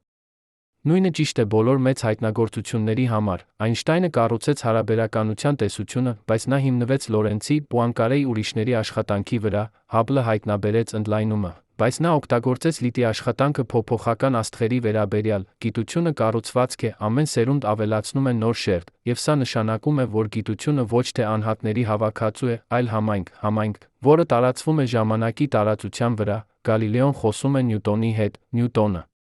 խոսում է Այնշտայնի հետ, Այնշտայնը խոսում է Հաբլի հետ, Հաբլը խոսում է Պենզիասի Վիլսոնի հետ, եւ բոլորը նրանք խոսում են մեզ հետ, երբ մենք կարդում ենք գիտական հոդված, մենք մասնակցում ենք երկխոսության, որը տում է դարեր։ Երբ մենք կատարում ենք դիտարկում, մենք ավելացնում ենք մեր ձայնը այդ երկխոսությանը, երբ մենք ձակերպում ենք տեսություն, մենք առաջարկում ենք նոր գաղափար այդ երկխոսությանը, եւ այս երկխոսությունը ոչ թե վերացական է, այն ունի իրական հետանքներ։ Մեր հասկացողությունը տիեզերքի Մասին փոխեց մեր տեխնոլոգիան, ԿՊՍ-ը աշխատում է, որովհետև մենք հասկանում ենք հարաբերականությունը, միկրոչիպերը աշխատում են, որովհետև մենք հասկանում ենք քվանտային մեխանիկան, բժշկական պատկերավորումը աշխատում է, որովհետև մենք հասկանում ենք էլեկտրամագնիսական ճառագայթումը, մեր հասկացողությունը տիեզերքի մասին նա փոխեց մեր փիլիսոփայությունը, մենք այլևս չենք մտածում երկրի մասին որպես տիեզերքի կենտրոն, մենք հասկանում ենք, որ մենք փոքրիկ ենք, փոքրիկ մոլորակ, որը պտտվում է միջին աստղի շուրջը, միջին գալակտիկայում, տիեզերքում, որը լի է միլիարդավոր գալակտիկաներով, բայց այս փոքրությունը ոչ թե նվազեցնում է մեզ, հակառակը, այն մեծացնում է մեզ, որովհետև մենք, փոքրիկ արարածներս փոքրիկ մոլորակի վրա, կարողացանք հասկանալ տիեզերքը։ Մենք կարողացանք չափել տիեզերքի տարիքը, մենք կարողացանք հայտնաբերել մեծ պայթյունը, մենք կարողացանք լսել տիեզերքի ծննդյան էխոն, սա անհավատալի ձեռքբերում է, պատկերացրեք մրջյունին, որը հասկանում է օվկիանոսը, կամ ատոմին, որը հասկանում է գալակտիկան։ Մենք այդքան փոքր ենք համեմատած տիեզերքի հետ, բայց մենք հասկանում ենք այն, մենք չափում ենք այն, մենք նկարագրում ենք այն մաթեմատիկայով, սա խոսում է ինչ-որ բանի մասին, բանականության ուժի մասին, մեր ուղեղները, որոնք էվոլյուցիայի արդյունք են, հարմարեցված որսի հավաքման համար աֆրիկյան սավաննայում, կարողանում են հասկանալ տիեզերքի ամենախորը օրենքները, մենք կարող ենք մտածել քվանտային մեխանիկայի մասին, հարաբերականության մասին, տիեզերական ժամանակ տարածության մասին, ինչու մեր ուղեղը, որը էվոլյուցիայի արդյունք է, հարմարեցված գոյատման համար, կարողանում է հասկանալ տիեզերքը, սա խորհուրդ է, ոմանք ասում են, որ սա ապացույց է, որ տիեզերքը մաթեմատիկական է իր էությամբ, որ մաթեմատիկան ոչ թե մարդկային գյուտ է, այլ տիեզերքի լեզուն, ուրիշներն ասում են, որ սա պարզապես պատահականություն է, որ մեր ուղեղները պատահաբար զարգացրին կարողություն մտածելու վերացականորեն, այս կարողությունը պատահաբար թույլ է տալիս մեզ հասկանալ տիեզերքը։ Բայց նույնիսկ եթե սա պատահականություն է, այն անհավատալի պատահականություն է, պատկերացրեք, որ դուք գտնում եք բանալի, դուք չգիտեք, թե ինչի համար է այն, բայց հետո դուք գտնում եք դուռ, եւ բանալին կատարյալ է համապատասխանում, դուք բացում եք դուռը, գտնում եք գանձարան, մեր ուղեղները բանալին են։ Տիեզերքը դուռն է, եւ հասկացողությունը գանձարանն է, բայց գանձարանը երբեք ամբողջովին չի բացվում, ամեն պատասխան բացահայտում է նոր հարցեր, ամեն հայտնագործություն ցույց է տալիս նոր խորհուրդներ, տիեզերքը անվերջ սիվաղ է, ամեն շերտ բացահայտում է ավելի խորը շերտ։ Եվ սա գեղեցիկ է, որովհետև դա նշանակում է, որ զարմանքը երբեք չի վերջանա, հայտնագործությունը երբեք չի ավարտվի, ճանապարհորդությունը երբեք չի կանգնի, մենք միշտ կունենանք նոր հարցեր հարցնելու, նոր աշխարհներ ուսումնասիրելու, նոր ճշմարտություններ հայտնաբերելու, խավարը հրավիրում է մեզ այդ ճանապարհորդությանը, այն ասում է՝ եկեք ուսումնասիրեք ինձ, ես լի եմ գաղտնիքներով, ես պատմում եմ պատմություններ, ես ցույց եմ տալիս հրաշքներ, եւ երբ մենք ընդունում ենք այդ հրավերը, մենք հայտնաբերում ենք, որ խավարը ոչ թե թշնամի է, այլ ուղեկից մեր ճանապարհորդության մեջ դեպի հասկացողություն, բայց եկեք կանգ առնենք, եկեք լինենք ամբողջովին ազնիվ, ես գիտեմ, թե ինչի մասին եք մտածում, դուք լսեցիք մեծ պայթյունի, կմվ ճառագայթման, մութ էներգիայի մասին, մի մասը ձեզանից մտածում է, սա հնչում է որպես գիտական ֆանտաստիկա, սա հնչում է որպես տեսություններ, որոնք վաղը կփոխվեն, եւ դուք իրավունք ունեք լինել կասկածամիտ, գիտությունը կառուցված է կասկածի վրա, բայց եկեք տարբերենք երկու բան, առողջ կասկածը, հերքումը, առողջ կասկածը ասում է ցույց տվեք ինձ ապացույցները, հերքումը ասում է ես չեմ հավատում, անկախ ապացույցներից, առաջինը գիտության հիմքն է, երկրորդը գիտության հակառակորդն է, ուստի եկեք խոսենք ապացույցների մասին, ոչ թե տեսությունների, ոչ թե մաթեմատիկայի, այլ կոշտ, չափելի, կրկնելի ապացույցների մասին, որովհետև մեծ պայթյունը ոչ թե պարզապես գաղափար է, այն ամենաստուգված տեսություններից մեկն է ամբողջ ֆիզիկայում, առաջին ապացույցը, կարմիր տեղաշարժը, Հաբլը չափեց այն 1929 թվականին։ Բայց դուք կարող եք չափել այն ինքներդ, եթե դուք ունեք հեռադիտակ սպեկտրոգրաֆ, դուք կարող եք տեսնել, որ հեռավոր գալակտիկաների լույսը տեղաշարժված է դեպի կարմիր, սա ոչ թե մեկնաբանություն է, սա չափում է, լույսի ալիքները ձգված են, սա փաստ է, երկրորդ ապացույցը, կմվ ճառագայթումը, Պենզիասը Վիլսոնը չափեցին այն 1965 թվականին, բայց դուք կարող եք չափել այն ինքներդ, եթե դուք ունեք ռադիոհեռախոս, որը կարգավորված է 3 մմ ալիքի երկարության վրա, դուք կլսեք շշուկը։ Սա ոչ թե տեսություն է։ Սա ազդանշան, որը գալիս է բոլոր ուղղություններից, ամեն ժամ, ամեն օր, տասնամյակներ շարունակ, սա փաստ է։ Երրորդ ապացույցը, տարերի առատությունը, մեծ պայթյունի տեսությունը կանխատեսում է, որ վաղ տիեզերքը պետք է արտադրեր որոշակի հարաբերություններ ջրածնի, հելիումի, լիթիումի, երբ մենք չափում ենք հին աստղերը, որոնք ձևավորվել են տիեզերքի պատմության սկզբում, մենք գտնում ենք ճիշտ այդ հարաբերությունները, ոչ մոտավորապես ճիշտ։ Մինչ 10-որդական կետից 2 նիշ, սա փաստ է, չորրորդ Ապացույցը գալակտիկաների բաշխումը, կնվ ճառագայթման տատանումները կանխատեսում են, թե որտեղ պետք է լինեն գալակտիկաները, երբ մենք քարտեզագրում ենք միլիոնավոր գալակտիկաներ, մենք տեսնում ենք ճիշտ այն օրինաչափությունը, որը կանխատեսվել է։ Գալակտիկաները ձևավորում են ցանց։ Մանրաթելեր դատարկություններ, ճիշտ այնպես, ինչպես տատանումները կանխատեսում են, սա փաստ է։ 5-րդ ապացույցը ժամանակի սլաքը, երբ մենք նայում ենք հեռավոր գալակտիկաներին, մենք տեսնում ենք դրանք երիտասարդ, փոքր, անկանոն, լի աստղաձևորմամբ։ Երբ մենք նայում ենք մոտակա գալակտիկաներին, մենք տեսնում ենք դրանք հասուն, մեծ, կառուցվածքային, ավելի քիչ աստղաձևորմամբ, տիեզերքը էվոլյուցիայի մեջ է, սա փաստ է, 6 անկախ ապացույց, 6 տարբեր չափումներ, 6 տարբեր մեթոդներ։ Եվ բոլորը նրանք ցույց են տալիս։ Նույն բանը, տիեզերքը ծնվել է 13 միլիարդ 800 միլիոն տարի առաջ, այն ընդլայնվում է, այն սառչում է, այն էվոլյուցիայի մեջ է, սա ոչ թե հավատք է, սա ոչ թե փիլիսոփայություն է, սա գիտություն է, կոշտ, չափելի, կրկնելի գիտություն։ Ամեն ոք, ով ունի ճիշտ սարքավորումները, կարող է կրկնել այս չափումները, ամեն ոք, ով հասկանում է մաթեմատիկան, կարող է ստուգել հաշվարկները, սա ոչ թե գաղտնիք է, որը պահվում է գիտնականների փոքր խմբի կողմից, սա բաց գիտելիք է, հասանելի ցանկացածին, ով ցանկանում է սովորել։ Բայց սա կարևոր է, գիտությունը երբեք չի ասում մենք գիտենք ամեն ինչ, գիտությունը ասում է, սա է լավագույնը, ինչ մենք հասկանում ենք հիմա, հիմնված ապացույցների վրա, որոնք մենք ունենք հիմա, վաղը կարող են լինել նոր ապացույցներ։ Վաղը կարող են լինել նոր հայտնագործություններ, եւ եթե այդ նոր ապացույցները հակասում են մեր ներկա հասկացողությանը, ապա մենք կփոխենք մեր հասկացողությունը։ Սա գիտության ուժն է, ոչ թե կոշտությունը, այլ ճկունությունը, ոչ թե դոգման, այլ ապացույցը։ Ոչ թե հավատը, այլ փորձարկումը։ Գիտությունը միակ համակարգն է, որը մենք ստեղծել ենք, որը ինքնուղղող է, որը ճանաչում է իր սխալները ուղղում դրանք։ Նյուտոնը սխալվեց Մերկուրիի ուղեծիրի մասին, Այնշտայնը ուղղեց այն, Այնշտայնը սխալվեց տիեզերական հաստատունի մասին, նա մտածեց, որ տիեզերքը ստատիկ է, Հաբլը ցույց տվեց, որ այն ընդլայնվում է, Հաբլը չգիտեր մութ էներգիայի մասին, Վերա Ռուբինը ուրիշները հայտնաբերեցին մութ նյութը, ամեն սերունդ շինում է նախորդի աշխատանքի վրա, ուղղում է սխալները, ավելացնում է նոր հասկացողություն, սա ոչ թե թուլություն է, սա ուժ է, որովհետև դա նշանակում է, որ գիտությունը մոտենում է ճշմարտությանը, ոչ թե կատարյալ ճշմարտությանը, կարող է չլինել այդպիսի բան, բայց ավելի ճշգրիտ հասկացողությանը, ավելի ամբողջական պատկերին, ավելի խորը պատասխաններին։ Եվ սա տանում է մեզ դեպի ամենախորը հարցը, ինչ մենք չգիտենք, որովհետև ամեն ինչ, ինչ ես պատմեցի ձեզ, մեծ պայթյունը, կնվ ճառագայթումը, մութ նյութը, մութ էներգիան, սրանք այն բաներն են, որոնք մենք գիտենք, բայց ինչ մենք չենք գիտենք։ Մենք չգիտենք, թե ինչ է մութ նյութը։ Մենք գիտենք, որ այն գոյություն ունի, մենք չափում ենք դրա ազդեցությունը, բայց մենք չգիտենք, թե ինչ է այն, արդյոք դա նոր տեսակի մասնիկ է, արդյոք դա փոփոխություն է ձգողականության օրենքում, մենք չգիտենք, թե ինչ է մութ էներգիան, մենք գիտենք, որ այն արագացնում է տիեզերքի ընդլայնումը, բայց մենք չգիտենք, թե ինչ է այն, արդյոք դա տիեզերական հաստատունն է, որը Այնշտայնը առաջարկեց հետո մերժեց, արդյոք դա դինամիկ դաշտ է, արդյոք դա ինչ-որ բան ամբողջովին այլ, մենք չգիտենք, թե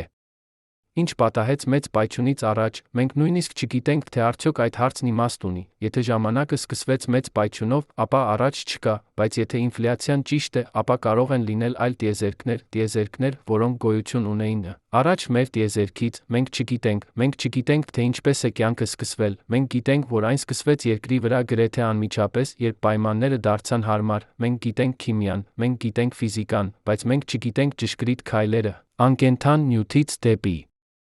կենդանի բջիջ, մենք չգիտենք, թե արդյոք կա այլ կյանք տիեզերքում, մենք գիտենք, որ կան միլիարդավոր գալակտիկաներ, մենք գիտենք, որ ամեն գալակտիկայում կան միլիարդավոր աստղեր, մենք գիտենք, որ շատ աստղեր ունեն մոլորակներ։ Մաթեմատիկան ասում է, որ պետք է լինի այլ կյանք, բայց մենք դեռ չենք գտել այն, մենք չգիտենք, թե արդյոք մենք միայնակ ենք, մենք չգիտենք, թե ինչ է գիտակցությունը, մենք գիտենք, որ այն ի հայտ է գալիս ուղեղից, մենք գիտենք նեյրոնների մասին, սինապսների մասին, նեյրոտրանսմիտերների մասին, բայց մենք չգիտենք, թե ինչպես է էլեկտրական ազդանշանները նեյրոնների մեջ դառնում սուբյեկտիվ փորձառություն, կարմիր գույնի զգացումը, երաժշտության հույզը, սիրո զգացումը, մենք չգիտենք, թե ինչպես միավորել քվանտային մեխանիկան հարաբերականությունը, քվանտային մեխանիկան նկարագրում է փոքրը, ատոմները, մասնիկները, հարաբերականությունը նկարագրում է մեծը, աստղերը, գալակտիկաները, տիեզերքը։ Բայց երբ մենք փորձում ենք կիրառել քվանտային մեխանիկան ձգողականության վրա, մաթեմատիկան փլուզվում է։ Մենք ստանում ենք անսահմանություններ, պատասխաններ, որոնք չունեն իմաստ, մենք պետք է ունենանք քվանտային ձգողականության տեսություն, բայց մենք դեռ չունենք այն, մենք չգիտենք, թե ինչ է ժամանակը, մենք չափում ենք այն։ Մենք օգտագործում ենք այն, մենք ապրում ենք դրանում, բայց մենք չգիտենք, թե ինչ է այն, արդյոք ժամանակը իրական է, թե պարզապես մեր ընկալման արտադրանք, արդյոք անցյալը, ներկան, ապագան բոլորը գոյություն ունեն միաժամանակ, մենք պարզապես շարժվում ենք դրանց միջով, կամ արդյոք միայն ներկան իրական է, անցյալը հիշողություն է, իսկ ապագան հնարավորություն, մենք չգիտենք։ Մենք չգիտենք, թե արդյոք ֆիզիկայի օրենքները միշտ նույնն են եղել, մենք ենթադրում ենք, որ այո, մենք ենթադրում ենք, որ լույսի արագությունը միշտ եղել է 300,000 կմ/վ, որ ձգողականության հաստատունը միշտ եղել է նույնը։ Բայց արդյոք սա ճիշտ է, արդյոք հնարավոր է, որ ֆիզիկայի օրենքները էվոլյուցիայի մեջ են, ինչպես տիեզերքը, մենք չգիտենք, թե արդյոք մեր տիեզերքը միակն է, ինֆլյացիայի տեսությունը առաջարկում է բազմատիեզերք, անվերջ տիեզերքներ, որոնցից յուրաքանչյուրն ունի իր սեփական ֆիզիկայի օրենքները, բայց մենք երբեք չենք կարող դիտարկել այլ տիեզերքները, ուստի արդյոք սա գիտություն է, թե փիլիսոփայություն, մենք չգիտենք, թե ինչ կլինի տիեզերքի վերջը, արդյոք տիեզերքը կընդլայնվի հավիտյան, դառնալով ավելի ու ավելի սառը, ավելի ու ավելի մութ, մինչ վերջին աստղը մարի ամեն ինչ դառնա սառը, մեռած դատարկություն, սաղը, ջերմային մահը, կամ արդյոք ձգողականությունը կանգնեցնի ընդլայնումը կշրջի այն, տիեզերքը կսեղմվի հետ դեպի մեծ գծկում, հակառակ մեծ պայթյունին, կամ արդյոք մութ էներգիան կուժեղանա, ճեղքելով ամեն ինչ, գալակտիկաները, աստղերը, մոլորակները, ատոմները, մեծ ճեղքում, մենք չգիտենք, սրանք մեծ հարցեր են, խորը հարցեր, եւ պատասխանները կփոխեն ամեն ինչ, մեր հասկացողությունը իրականության մասին, մեր տեղը տիեզերքում, մեր ապագան որպես տեսակ, բայց հիմա, այս պահին, մենք չգիտենք պատասխանները, եւ սա լավ է, սա գեղեցիկ է։ Որովհետև դա նշանակում է, որ կա դեռ շատ բան հայտնաբերելու, շատ բան սովորելու, շատ բան հասկանալու, ճանապարհորդությունը չի ավարտվել, պատմությունը դեռ գրվում է, եւ մենք, այս սերունդը, այս պահը պատմության մեջ, ունենք արտոնություն մասնակցելու այդ ճանապարհորդությանը։ Բայց եկեք վերադառնանք խավարին, այն հարցին, որը սկսեց այս ամբողջ ճանապարհորդությունը, ինչու՞։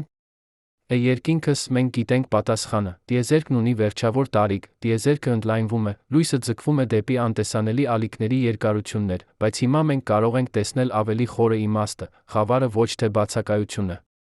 Խավարը ներկայություն է, ներկայություն պատմության, տիեզերքը ծնվել է, այն էվոլյուցիայի մեջ է, ներկայություն ժամանակի, ժամանակը իրական է, անցյալը տարբերվում է ներկայից, ներկայություն անտեսանելի լույսի, կման ճառագայթումը լցնում է տիեզերքը։ Ներկայություն անտեսանելի նյութի։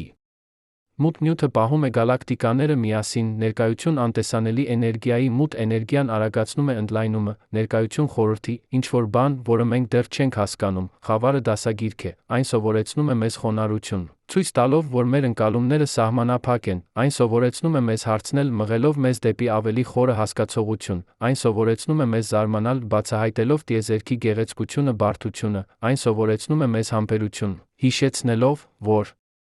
հասկացողությունը գալիս է դանդաղ, քայլ առ քայլ, սերունդ առ սերունդ, բայց խավարը նա սովորեցնում է մեզ հույս, որովհետև ամեն անգամ, երբ մենք լուսավորում ենք խավարի մի մասը, մենք հայտնաբերում ենք, որ իրականությունը շատ ավելի հարուստ է, քան մենք պատկերացրել ենք, ամեն պատասխան բացում է նոր հարցեր, ամեն հայտնագործություն ցույց է տալիս նոր հորիզոններ, երբ Օլբերսը հարցրեց ինչու՞։ Երկինքս, նա չէր կարող պատկերացնել, թե որտեղ կտանի այդ հարցը, նա չէր կարող պատկերացնել, որ պատասխանը կբացահայտի տիեզերքի ծննդյան օրը, որ այն կցույց տա, որ տիեզերքը ընդլայնվում է, որ այն կհանգեցնի մեզ դեպի կմվ ճառագայթման հայտնագործությանը, մեծ պայթյունի էխոն, որ այն կբացահայտի մութ նյութը, մութ էներգիան, անտեսանելի ուժերը, որոնք ձավորում են տիեզերքը, մեկ պարզ հարց, ինչու՞։ Երկինքս տարավ մեզ դեպի հասկացողություն, որը փոխեց ամեն ինչ, եւ սա սովորեցնում է մեզ, որ պարզ հարցերը կարող են ունենալ խորը պատասխաններ, որ զարմանքը ճանապարհ է դեպի իմաստություն, որ հարցնելը ավելի կարևոր է, քան պատասխանելը։ Որովհետև պատասխանները փոխվում են, Նյուտոնի պատասխանները փոխարինվեցին Այնշտայնի պատասխաններով, Այնշտայնի պատասխանները կփոխարինվեն ապագա տեսությունների պատասխաններով, բայց հարցերը մնում են, հարցերը հավիտենական են, հարցերը մարդկային են, մենք հարցնող արարածներ ենք։ Մենք զարմացող արարածներ ենք, մենք փնտրող արարածներ ենք, սա մեզ դարձնում է մարդ, ոչ թե մեր ուժը, մենք ավելի թույլ ենք, քան շատ կենդանիներ, ոչ թե մեր արագությունը, մենք ավելի դանդաղ ենք, ոչ թե մեր զգայարանները։ Շատ կենդանիներ տեսնում են ավելի լավ, լսում են ավելի լավ, հոտոտում են ավելի լավ, այլ մեր հարցերը, մեր զարմանքը, մեր ցանկությունը հասկանալու, եւ այս ցանկությունը տարավ մեզ դեպի աստղերը, ոչ թե ֆիզիկապես դեռ մենք ուղարկել ենք մի քանի տիեզերանավեր, մի քանի հետախույզներ, բայց մտովի մենք արդեն այնտեղ ենք։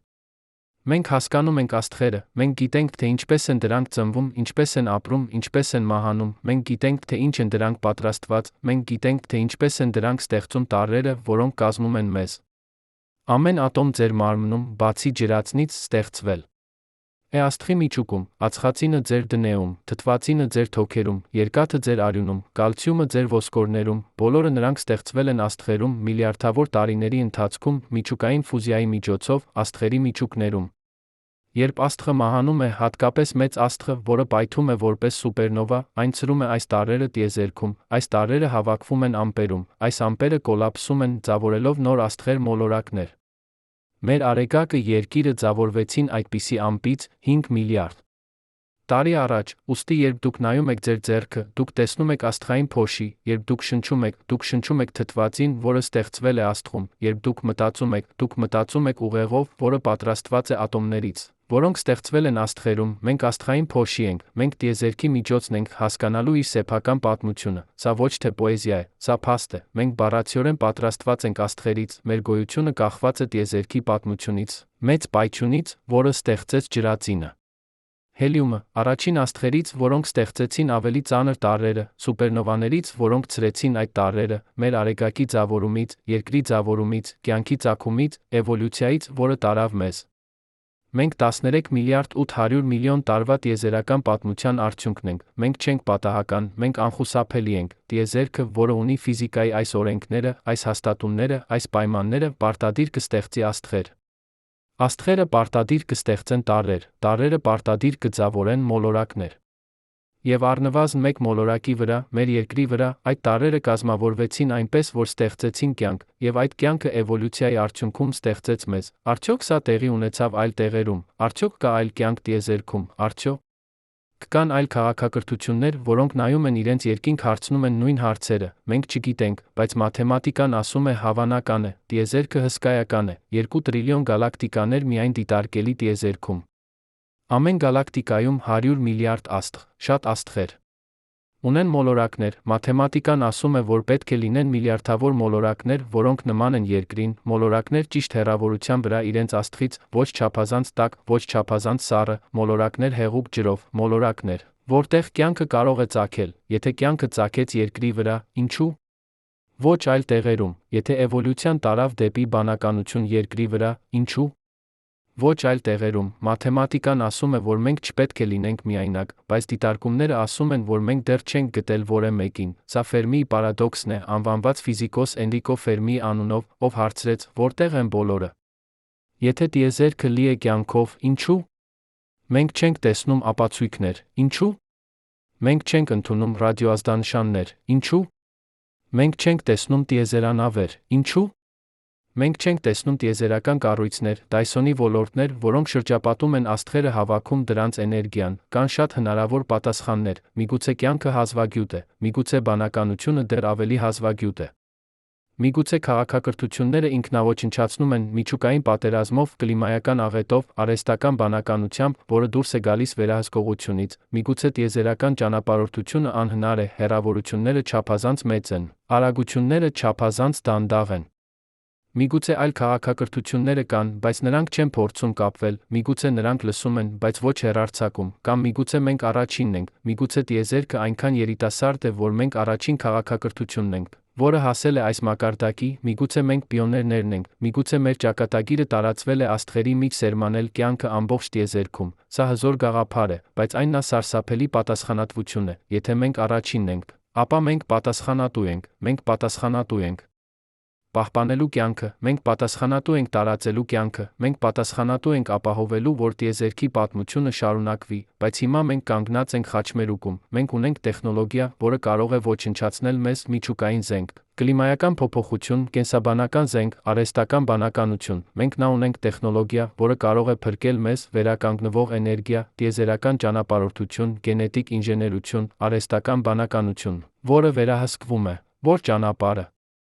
Մենք կընտրենք, սա ամենակարևոր հարցն է մեր ժամանակի, ոչ թե գիտական հարց, այլ բարոյական հարց, ոչ թե տեխնոլոգիական հարց, այլ փիլիսոփայական հարց, ո՞վ ենք մենք, ինչ ենք մենք ուզում դառնալ, ինչ տեսակի տիեզերք ենք մենք ուզում ստեղծել։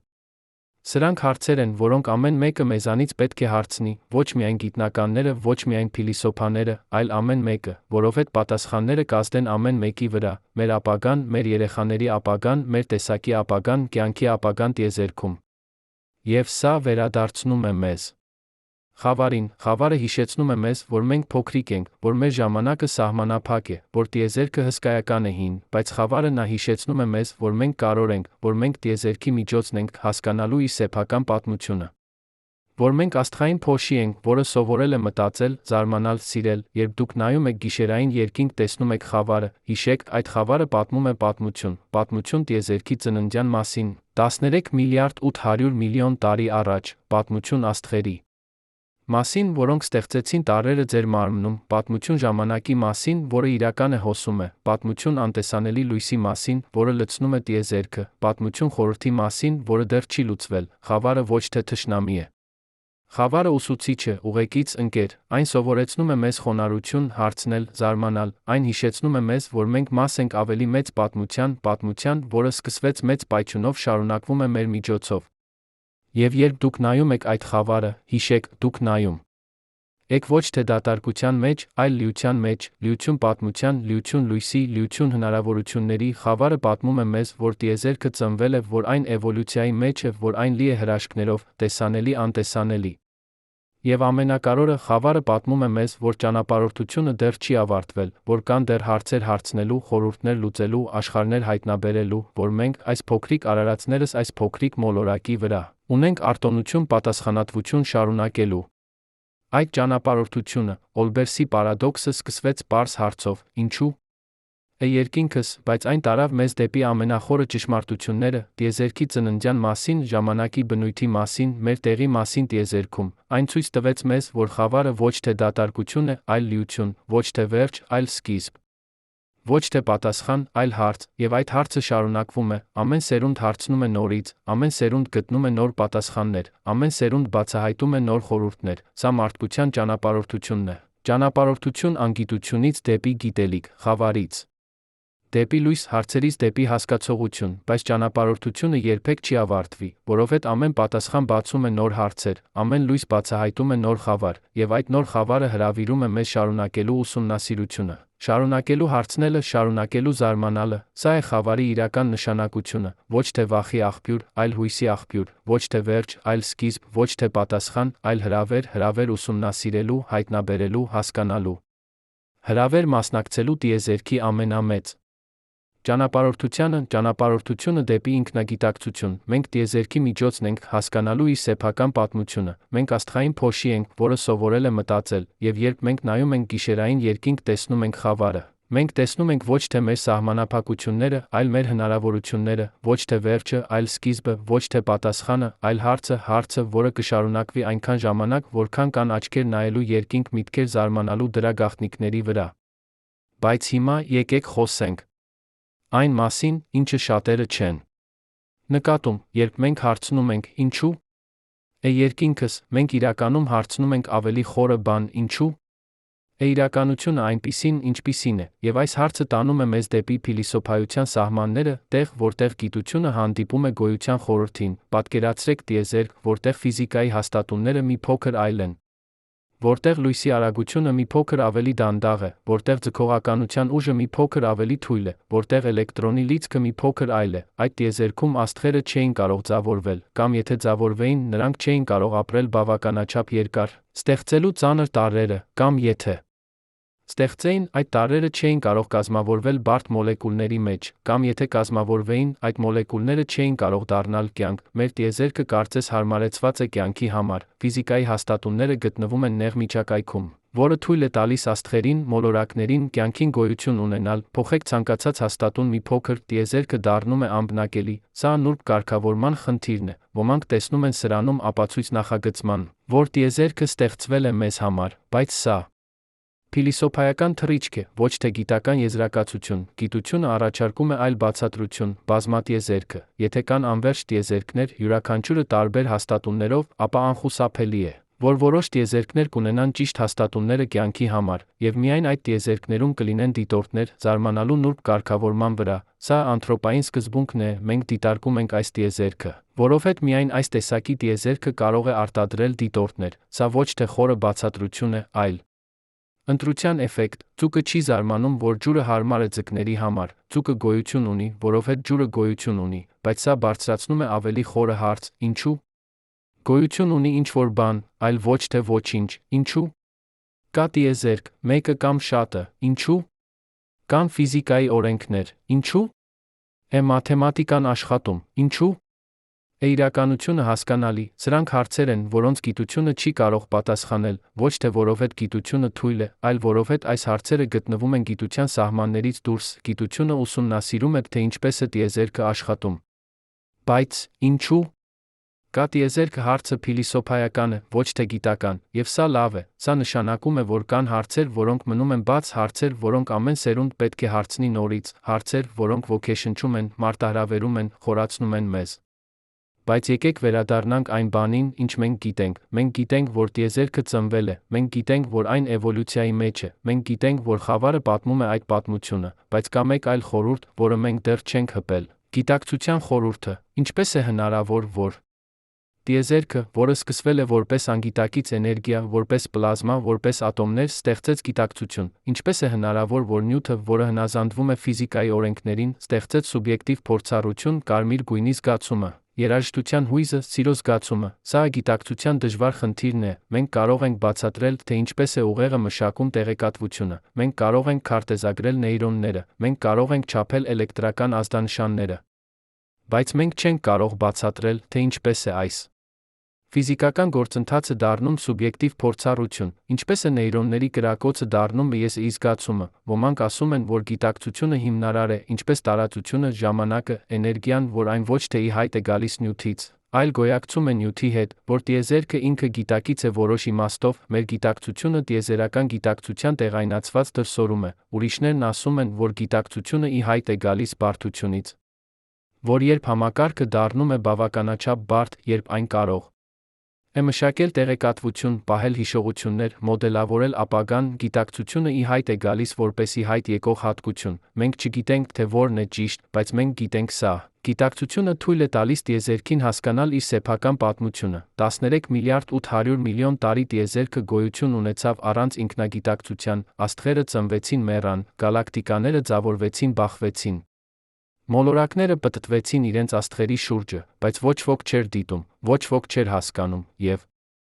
հետո, վերջին վայրկյանում տիեզերական ժամանակի մեջ, մենք ի հայտ եկանք, եւ առաջին անգամ տիեզերքի պատմության մեջ տիեզերքը կարողացավ նայել իր սեփական անցյալը։ Մենք հեռադիտակներ ենք, որոնց միջոցով տիեզերքը դիտում է իր սեփական ծագումը։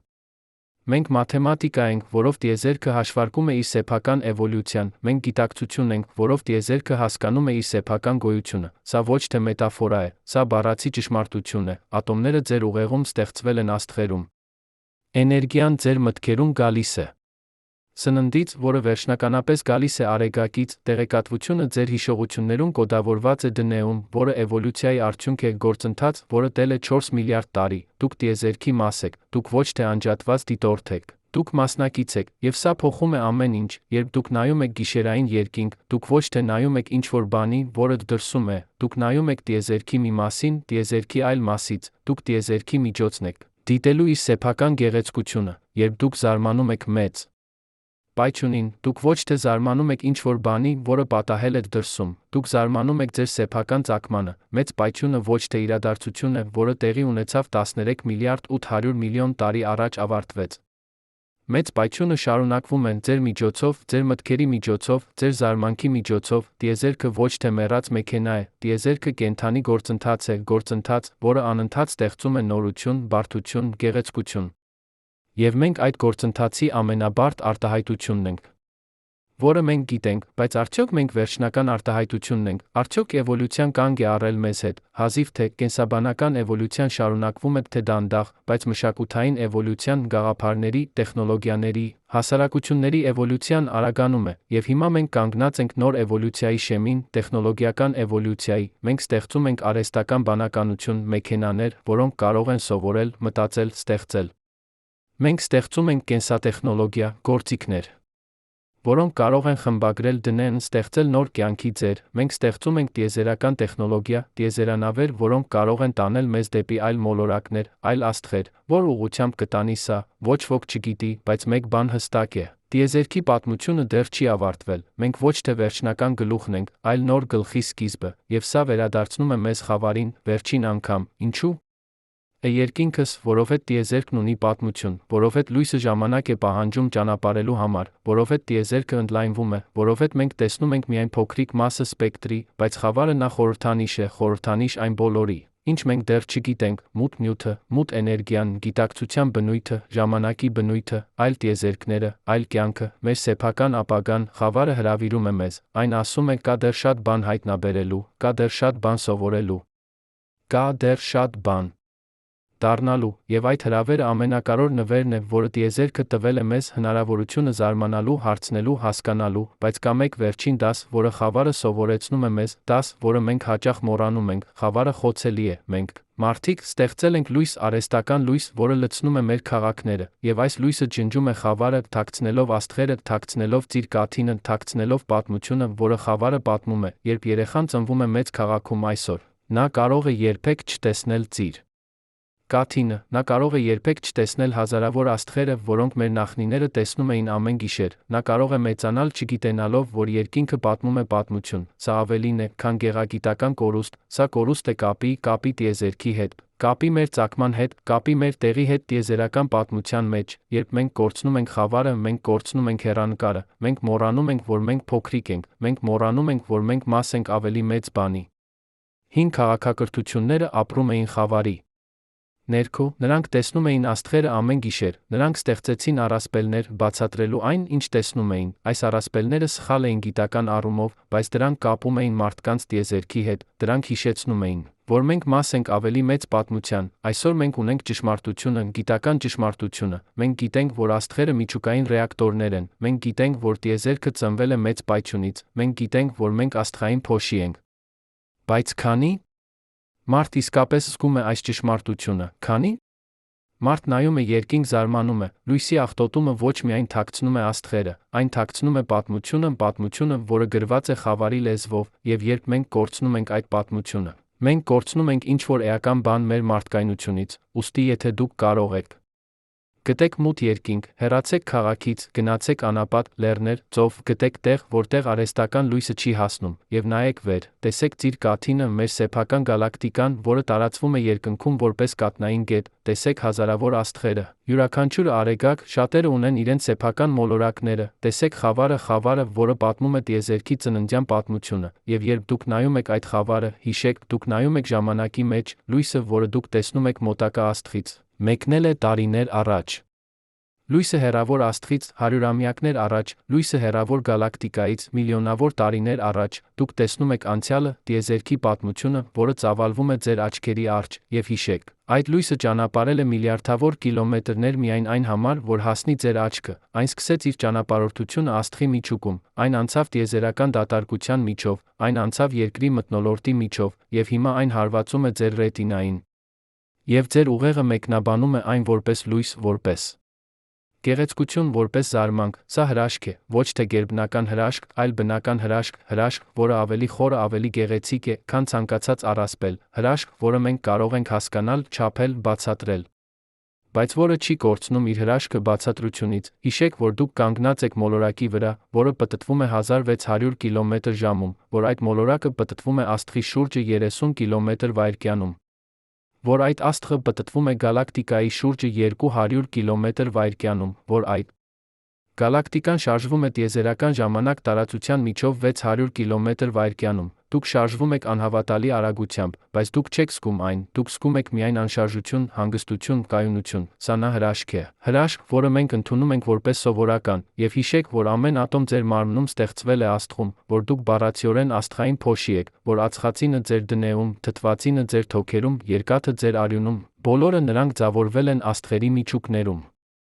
Միլիարդավոր տարիների ընթացքում դուք տիեզերքի արտադրանք եք 13 միլիարդ 800 միլիոն տարվա տիեզերական պատմության արդյունք, դուք ոչ թե պատահական եք, դուք անխուսափելի եք, անխուսափելի արդյունք տիեզերքի, որն ունի այս ֆիզիկայի օրենքները, այս հաստատունները, այս պատմությունը, եւ հիշեք, որ դուք ոչ միայն դիտորդ եք, դուք մասնակից եք, ամեն մտք, որը դուք մտածում եք, ամեն որոշում, որը դուք կայացնում եք, ամեն գործողություն, որը դուք կատարում եք, փոխում է տիեզերքը, փոքր ճանապարհով, միգուցե, բայց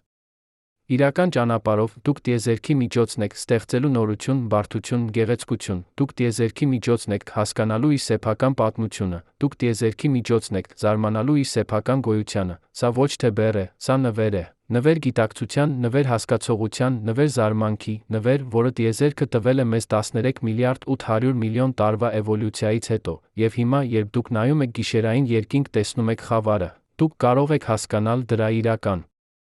նշանակությունը, խավարը ոչ թե դատարկություն է, խավարը լիություն է, լիություն պատմության, լիություն անտեսանելի լույսի, լիություն խորհրդի, լիություն հնարավորությունների, խավարը ապացույց է, որ տիեզերքը ծնվել է, որ այն էվոլյուցիայի մեջ է, որ այն ստեղծագործ է, որ այն լի է հրաշքներով, տեսանելի անտեսանելի խավարը հիշեցնում է մեզ, որ մենք փոքրիկ ենք, փոքրիկ արարածներ փոքրիկ մոլորակի վրա, որը պտտվում է միջին աստղի շուրջը, միջին գալակտիկայում, տիեզերքում, որը լի է միլիարդավոր գալակտիկաներով, բայց խավարը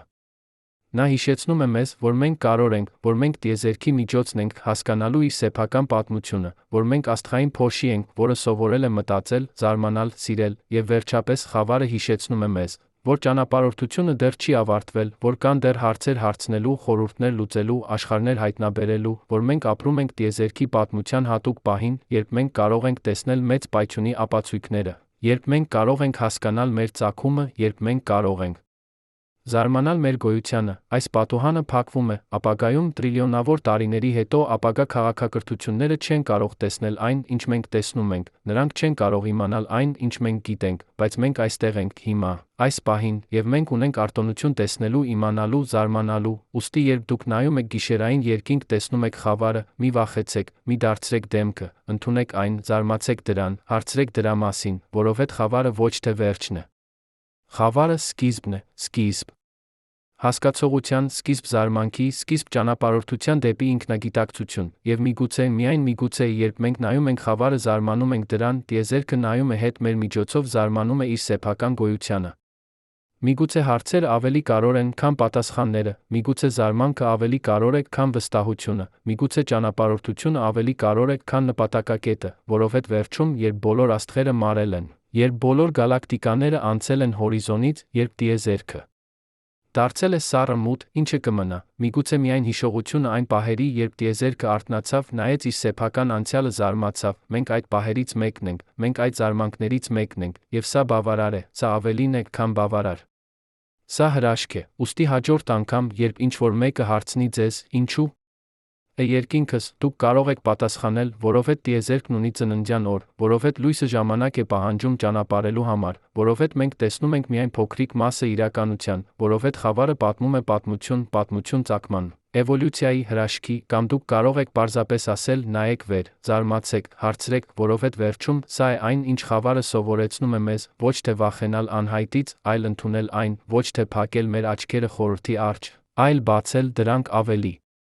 լայն, ոչ թե դադարել հարցնելուց, այլ հարցնել ավելի խորը, խավարը սպասում է, այն միշտ սպասել է, եւ այն միշտ կսպասի հրավիրելով մեզ դեպի ճանապարհորդություն, որը երբեք չի ավարտվի, ճանապարհորդություն դեպի հասկացողություն, դեպի զարմանք, դեպի տիեզերքի սիրտը, եւ երբ մենք ընդունում ենք այդ հրավերը, մենք դառնում ենք ավելին, քան պարզապես դիտորդներ, մենք դառնում ենք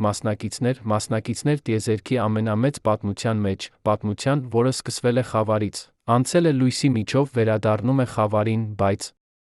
Այս անգամ խավարին, որը լի է հասկացողությամբ, զարմանքով, սիրով, սա է խավարի իրական նշանակությունը, ոչ թե վերջը, այլ սկիզբը, ոչ թե պատասխանը, այլ հարցը, ոչ թե նպատակակետը, այլ ճանապարհորդությունը, եւ այդ ճանապարհորդությունը շարունակվում է։ Ամեն գիշեր, երբ երկինքը մտնում է, աստղերը ի հայտ են գալիս, շարունակվում է ամեն անգամ, երբ ինչ-որ մեկը նայում է վեր, զարմանում է, շարունակվում է ձեր միջոցով, հիմա, այս պահին, երբ դուք կարդում եք այս տողերը, մտածում եք տիեզերքի մասին։